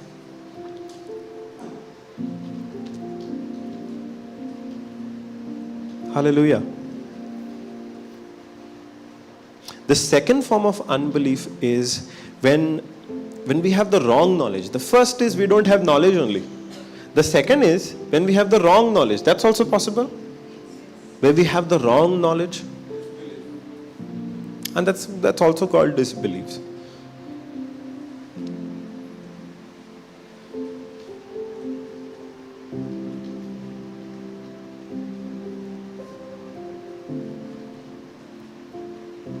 There's a second form of unbelief, which is wrong knowledge. Now to give an example, I'll give a very common example. Now, many of you would have heard sometime in your life, God does not heal everybody. Heard? God does not heal everybody. So if somebody is believing for sickness and they have this knowledge, is that going to create a doubt? Of course it's going to create a question, right? If they have heard that God does not heal everybody, then it's going to create a doubt in their mind. Is it really God's will for me to be well or no?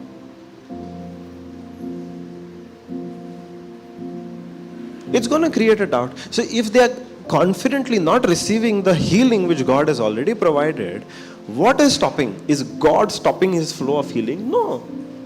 What stops that healing from manifesting? It's the doubt which is a result of that wrong knowledge. Which is a result of that wrong knowledge. Now, in my own healing, I had to deal with this very question as I started to learn, and I came to know that by the wounds of Jesus, I'm already healed. The Lord took me to the Lord took me to a teaching. The Lord took me to a scripture which broke down this wrong knowledge that I had, that sometimes God does not heal you. Sometimes He delays your healing.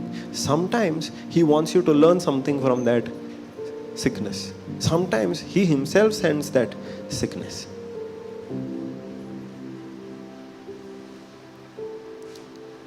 And the Lord took me to where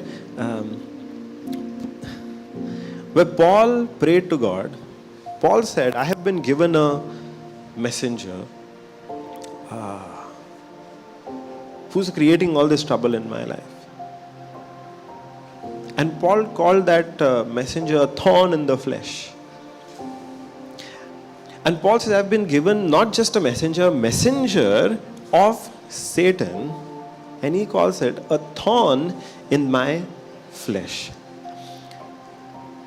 Now, very commonly, this is misinterpreted as Paul was given a sickness by God. Because Paul himself says, so that I don't become too boastful. Paul says in 2 Corinthians 12, is it? 2 Corinthians 12, verse 9, I think. Paul says, I've been given a messenger of Satan.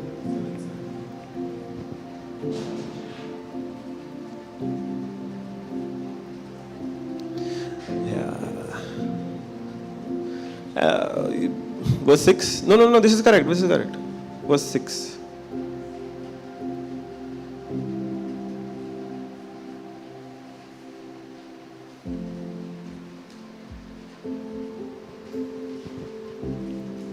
Verse 7.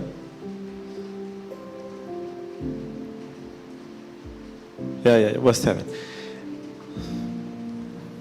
And lest I should be exalted above measure through the abundance of the revelations, there was given to me a thorn in the flesh, a messenger of Satan, to buffet me, lest I should be exalted above measure. Paul is saying, so because of the abundance of the revelation that was given to me, imagine Paul, who has written 2/3 of the New Testament, matter of pride, right? Matter of pride. I have written 2/3 of the. Peter, how much have you written? James, only one? Even Peter has written more than you. What are you doing? You are not working hard enough. You should work harder. Look at me.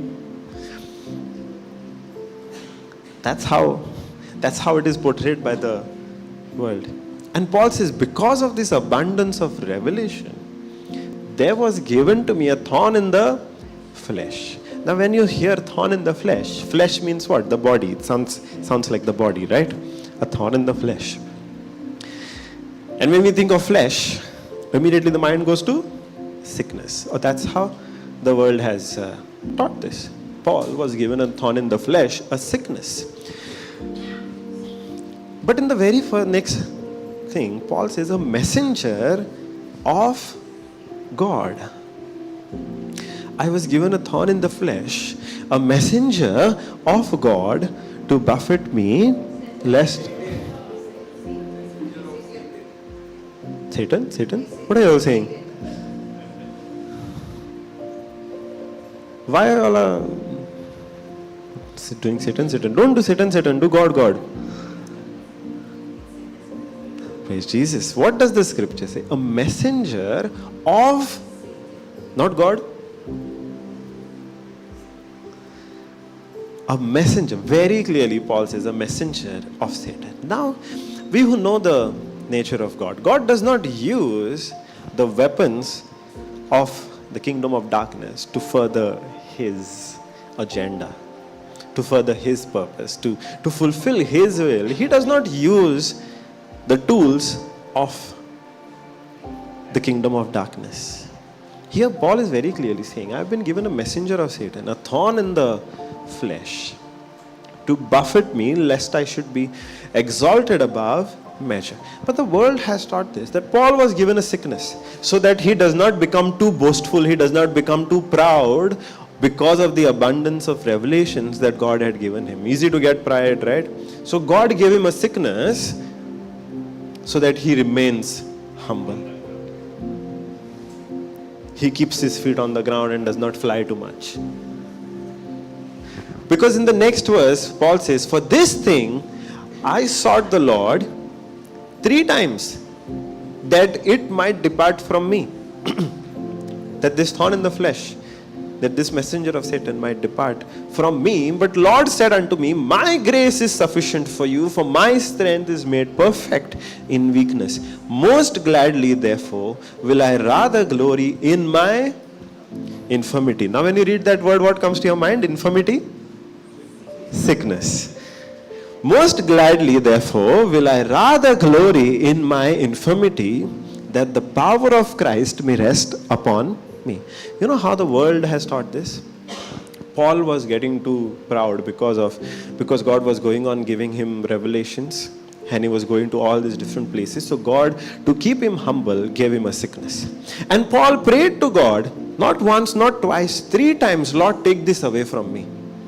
And Lord said, my grace is sufficient for you, because in your weakness, my power is made perfect. So even so in that I will rather glory in my infirmities, in my sickness, that the power of Christ may rest upon me. And the world has taught, whatever sickness you have, believe that the Lord has given it to you for a purpose. Offer it up to Lord for the salvation of your brothers and sisters. Suffer through it gladly. That's what the world teaches. This sickness is there in your life for a purpose. Learn from it. Just to heal you. There is a much higher purpose for that sickness being in your life. Offer it up to God as a living sacrifice, so that through this sickness, God works for the salvation of your brothers and sisters, of your family and your loved ones. I wonder where in the Bible all those things are written. Because the Bible speaks something else only. It is not your performance, it is my son who died for you. Here, Paul is not talking about sickness at all. Paul is not talking about sickness at all. Because first of all, the messenger was not from God. If it was from God, it would probably have been Gabriel. Not written, I'm guessing, because every time to Mother Mary, to Joseph, to Gabriel came. Correct? Or it would have been Jesus himself. Because Paul's first encounter was with whom? Jesus himself. Hallelujah. Here Paul is not talking about sickness at all. The world says Paul was given a sickness. Why? Because of the thorn in the flesh, the infirmity word. But they miss out. That was the messenger of Satan. You know why that messenger of Satan, and what infirmities Paul is talking about? Wherever Paul went, when he preached the gospel, and Paul preached the gospel of works or of grace? Paul preached the gospel of grace. Wherever he went and preached the gospel of grace, not 1 and 2 people would accept Christ, but thousands and thousands and thousands of people would come to accept Christ as their Savior, and they were born again. Wherever he went, thousands of people would accept Christ as their Savior. Of course, the Satan had a problem with that. So the Satan, wherever Paul went, would create trouble for Paul, would cause people to come against Paul, it was Satan who would cause people to rebel against, to riot against, to protest against Paul and his teaching, and they would come to attack him and the people who were believing and who were receiving the gospel. The Satan created all that confusion and violence and protest against Paul, that wherever he went, the preaching of the gospel would be stopped. The preaching of the gospel would be stopped. That is what Paul is talking about, not sickness. Because the word infirmities over here does not mean sickness. We have again taken it as a formula. Infirmity means sickness. Infirmity in this context means weakness. Infirmity in this context means weakness. I'll come to that. I'll go to that scripture. Over here in this context, infirmity means weakness. That wherever Paul went, if 1,000 people came against him to stone him, He was weak against that crowd. But that is where God is saying, wherever you are weak, if you might be weak in a position where you are the only one standing, where you are the only one standing and 1,000 people are standing against you, trying to stone you, trying to kill you, in that weakness of yours, my grace is made perfect. That means my power is made perfect. You don't have to, when 1,000 people are standing against you, trying to kill you, you don't have to depend on your power to save yourself. You depend on my grace, my power to save you. That is what Paul is saying. And he's listing we are in chapter 12, right? In verse 9, he is talking about all of these infirmities. Can we go to verse 9? I'm not sure which verse exactly. I think verse 20 or around verse 20. This is why it's important to read the scriptures in context. It's very important to read the scriptures in context. If you simply take that word infirmity and apply it to sickness, it changes the whole meaning. But that's not the meaning that Paul wanted to convey.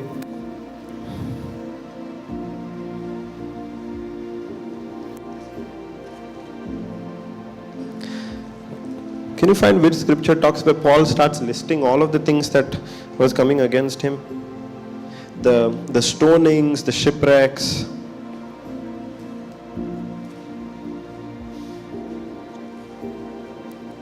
Verse 24.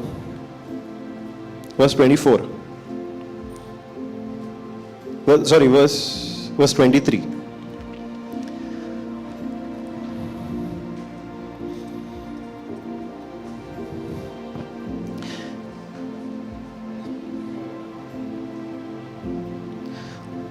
I sent you to the wrong chapter. It's not 9, it's verse 11. Even better, right, the very previous chapter. 2 Corinthians chapter 11.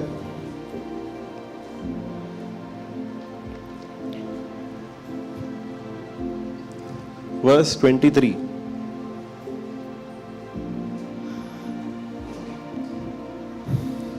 And they ministers of Christ, I speak as a fool. I am more in labors more abundant, in stripes above measure, in prisons more frequent, in deaths often.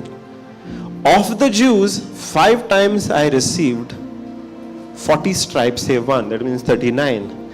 3 times was I beaten with rods, once I was stoned, 3 times I suffered a shipwreck, a night and a day I have been in the deep.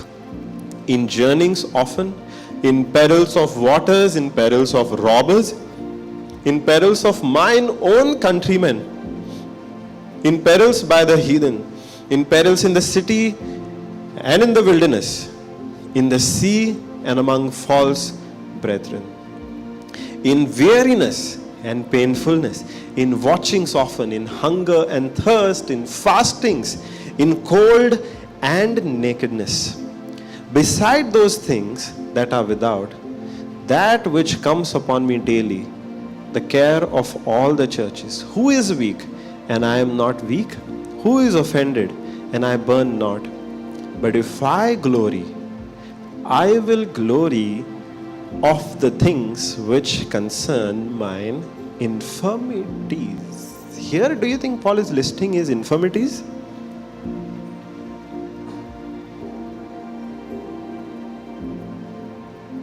Here, do you think Paul is revealing his infirmities? He is. But not even one sickness is mentioned. All of these things that came against Paul, the lashes, the whips, the stonings, the beatings, the hunger and the nakedness, his own people coming against him, the Gentiles coming against him, all of the opposition, Paul is calling them his infirmities, but he's not mentioning even one sickness. If I read the same verse in AMP, it says, if I must boast, I will boast of the things that reveal my weakness, the things by which I am made weak in the eyes of my opponents. I will boast of what? My own weakness. The same word used, translated weakness, In KJV, it is infirmities. That infirmity word that Paul is talking about, in which God said, in your weakness, my grace is made perfect. It's not talking about sickness. That thorn in the flesh, that infirmity is not a sickness. It is all of these things. It is all of these things. And Paul says, I will boast in these weaknesses. Why? Because even in these weaknesses, my God's power is made perfect. My God's power is made perfect. Hallelujah. And you know, there is a place in which Paul gives an example. I think it's in Acts 14. Where, as Paul is preaching the gospel, he comes across a woman who was doing sorcery. She was working for some men, and because this woman was into sorcery, these men were drawing a lot of profit from the sorcery which she did. Yes, Acts 16. Yes. In Acts 16, we see Paul in the prison, no? Why were they in the prison?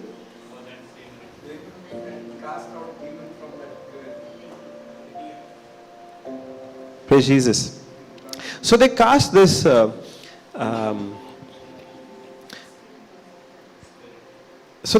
spirit out, that spirit of sorcery only, I think it is. Yes. So the spirit which was operating in the woman, Paul cast that spirit out. Now there were some people who were benefiting from that spirit, right? They were drawing a profit because of that spirit. Now that the spirit is cast out, how will those same people draw that same benefit and that profit? Their business is affected. So they come against Paul. And they incite a riot against Paul. They incite a large group of people, of Jews only, to rise against Paul, saying Paul is preaching a false gospel. And they believe this other party, and they stone Paul. And they stone him so much that Paul is looking like he's dead. Paul is looking like he is dead.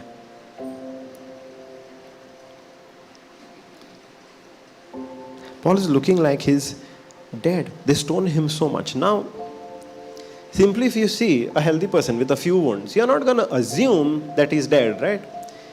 If a large group of people is thinking that Paul is dead, imagine his state. He would have been ripped apart. He would have been ripped apart with all that stoning.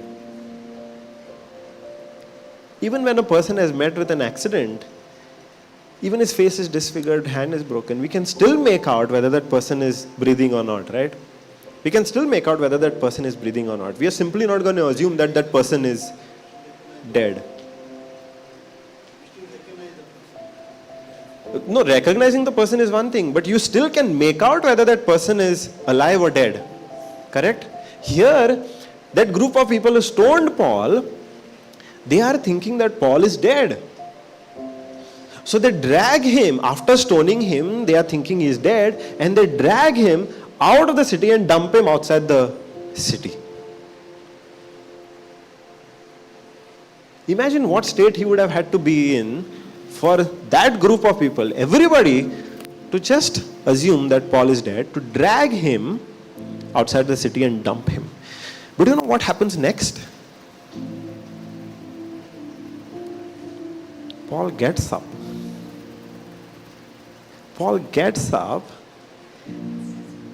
And he goes to the next city, and over there he preaches the gospel of grace, and over there the people believe Christ, receive their salvation, and are born again.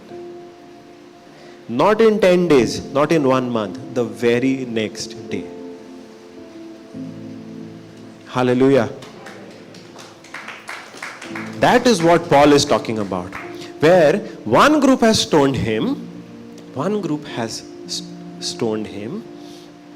they have assumed he is dead, they dump him out of the city. Paul gets up, goes to the next city, preaches the gospel over there, and people believe in Christ and are saved. How is that possible? If it is not God's grace, not his power, made perfect in Paul's weakness. Was Paul able to? You think if people had considered him dead, he was in a position to get up, walk to the next city, not in an ambulance. He walked to the next city, preached the gospel over there. What gave him the power? His own power? Impossible. God's power made perfect in him. God's grace was enough for Paul. And you know which church he went to? Which place he went to after that incident? Galatia. And where Paul, it's in the letter to those same Galatians who had received the gospel in that state of Paul, that Paul is saying it is the grace of God that has saved you.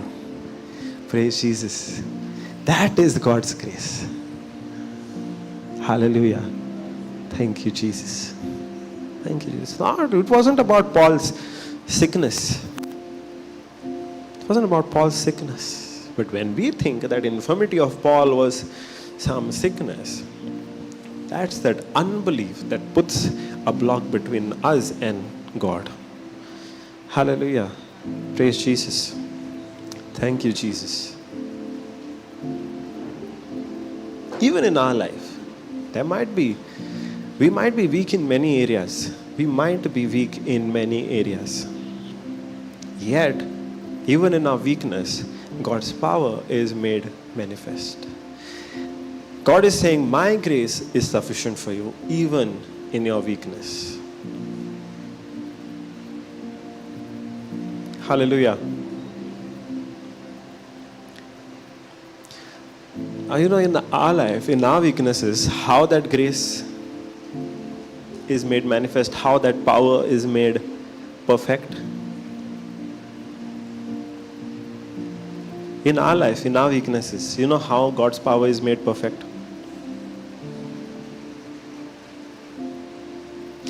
Through the gift of tongues. Through the gift of tongues. Put Romans 8:28.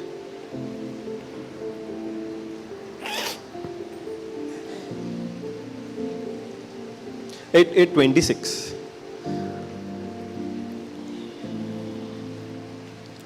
Likewise, which is the Holy Spirit, also helps our... What is the meaning of the word infirmity over here? Sickness? Because when we read further, we understand what that infirmity is. Weakness. Weakness where? For we know not what we should pray the way we ought to. Not... If you have to interpret that word infirmity as sickness, then not knowing how to pray would be a sickness. Likewise, the Spirit also helps our infirmities, which means our weakness. And what is our weakness? We don't know how to pray. We don't know what to pray. We don't know what to pray. But even in that, the Spirit itself makes intercession for us, with groanings which cannot be uttered. Hallelujah. In our weakness, it is through the Holy Spirit making an intercession for us through the gift of tongues, through groanings which cannot be uttered. That's where His power is made manifest in our life. That's where His grace works for us. That's why we say the gift of tongues is a grace gift. Why? Because in our infirmity, in our weakness, it's His power made perfect. Hallelujah. Thank you, Jesus. Praise you, Jesus.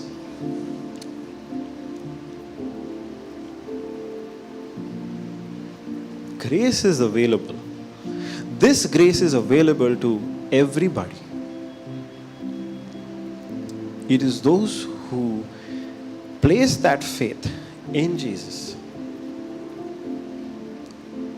and what He has done, they receive that grace. The power is there within us. There is no block between us and God anymore. He and I are one. His presence is within us. His Spirit is within us, one with our spirit. We have been renewed. We have been perfected in our spirit. The only block is when we have not yet renewed our mind. We are still looking at it from the old lens, not the new lens of grace. Hallelujah. Thank you, Jesus. Where we are still looking at it from the lens of what we do and not from the lens of what Christ has done. But where we were in a problem first, God has given us a solution. God has given us a solution. That solution is His Spirit inside of us, His presence inside of us, He dwelling in us, making us sons and daughters as fully grown members of His family, with rights, with privileges, and with freedom. That's who our God is. That's our new life. That's our new life. No more weak, no more fallen, but now saved and made strong and made mature by Him through the Holy Spirit. That's our new life. Hallelujah. Praise Jesus. Thank you, Jesus. Are you happy to hear that? Are you happy to hear that? Because if somebody called us the heir, the son and the daughter of the richest man in this world, how happy would we be? Very much, right? I think very much also is not enough. Here, the Bible tells us we are the heir, the son and the daughter of the creator of the whole universe. Hallelujah. That's our new life. That's our new reality. And how do we receive it? From His grace, by faith. Praise Jesus. All that we need to do is believe. Believe. Not work hard, but believe. Praise Jesus. Thank you, Jesus. Let's close our eyes.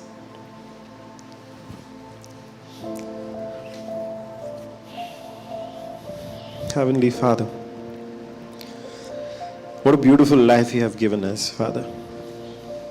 Your love is so beautiful, Father. We never looked at Your love from this. We were thinking that You were a harsh God, a strict God, a punishing God, but You are not like that. You love us. You are a gentle Father. You are a good Father. You are a Father who wants us, who has accepted us along with Your Son Jesus Christ. You're not differentiating between Jesus and us. You are a good Father that has made us just like Your Son Jesus Christ, where You sowed Him as one seed and reaped a harvest of millions of children, accepted as sons and daughters, as heirs in Your family. Oh, Father, You are so great. You are so wonderful. We love You, Father. We thank You, Father, that You have poured Your love in our hearts. You have poured out Your Spirit into our hearts.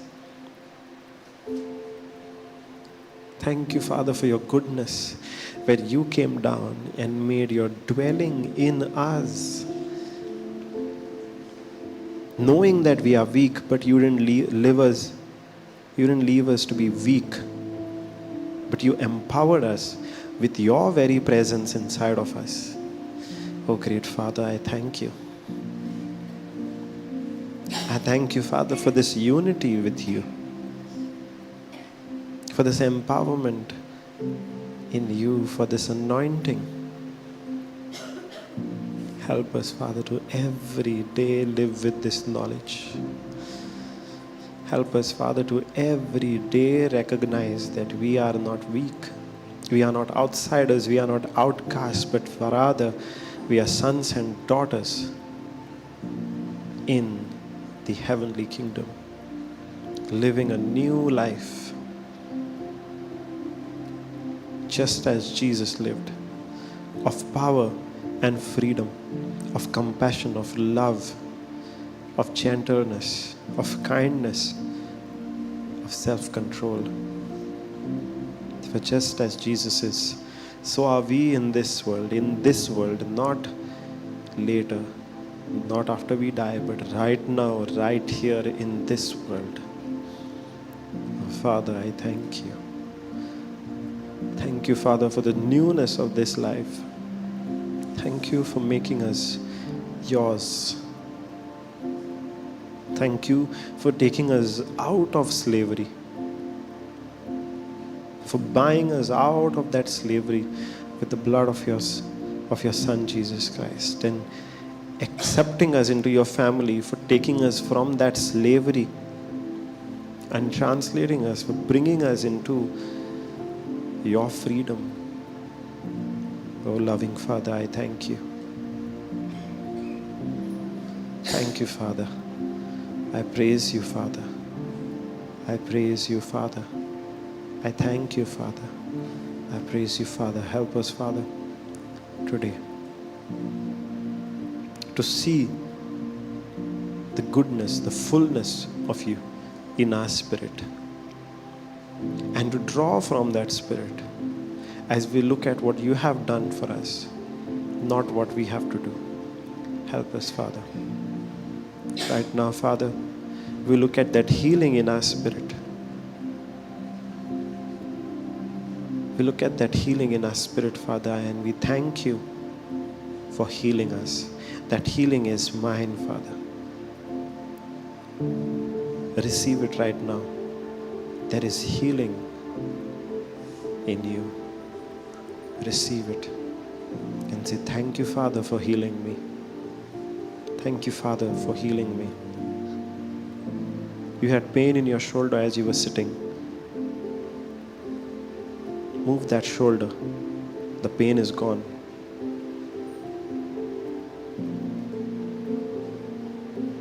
Move that shoulder. That pain has left your body. It's completely restored. That shoulder is completely restored in the name of Jesus, by the blood of Jesus. And the healing power of God flowing in you, that shoulder is made brand new. Give him thanks and praise, for he has healed you. Thank you, Father. I praise you, Father. I praise you, Father.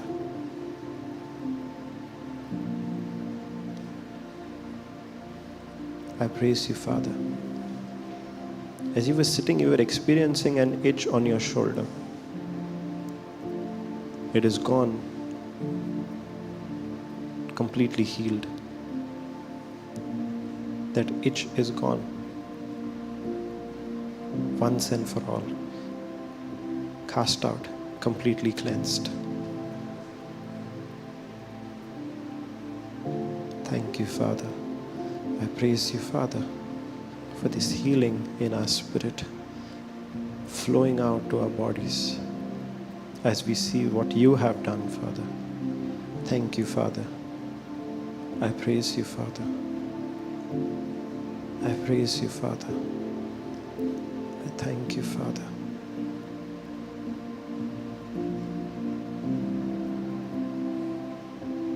Thank you, Father. Praise you, Father.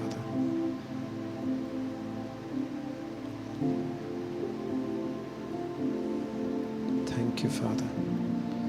I praise you, Father.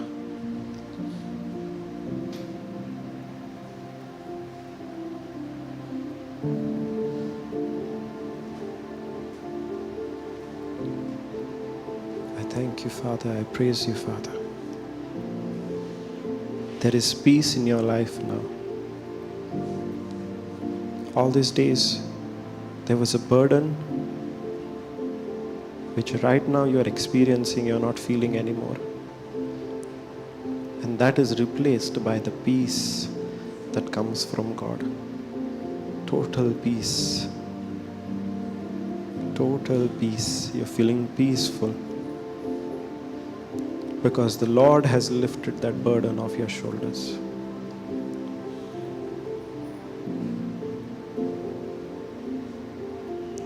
Total peace. The peace that comes from God our Father. Thank you, Father. Praise you, Father. Praise you, Father. Praise you, Father.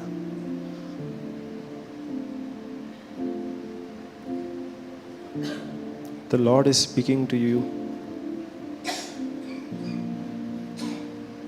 The rejection that you had been experiencing, He has taken it and He's saying to you, I have accepted you. No more rejection in your life. I have accepted you. You are mine. I love you. I love you. I love you. No more rejection. You are mine, the Lord says. Thank you, Father. Praise you, Father. Praise you, Father. Praise you, Father. Praise you, Father.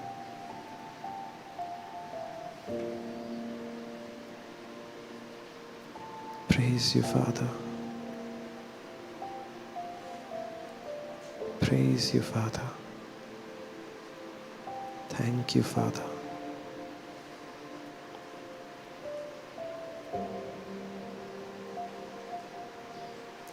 Praise you, Father. In Jesus' name I pray. Amen. Amen. Amen. Give a hand to our Lord. Praise Jesus. We'll go for lunch and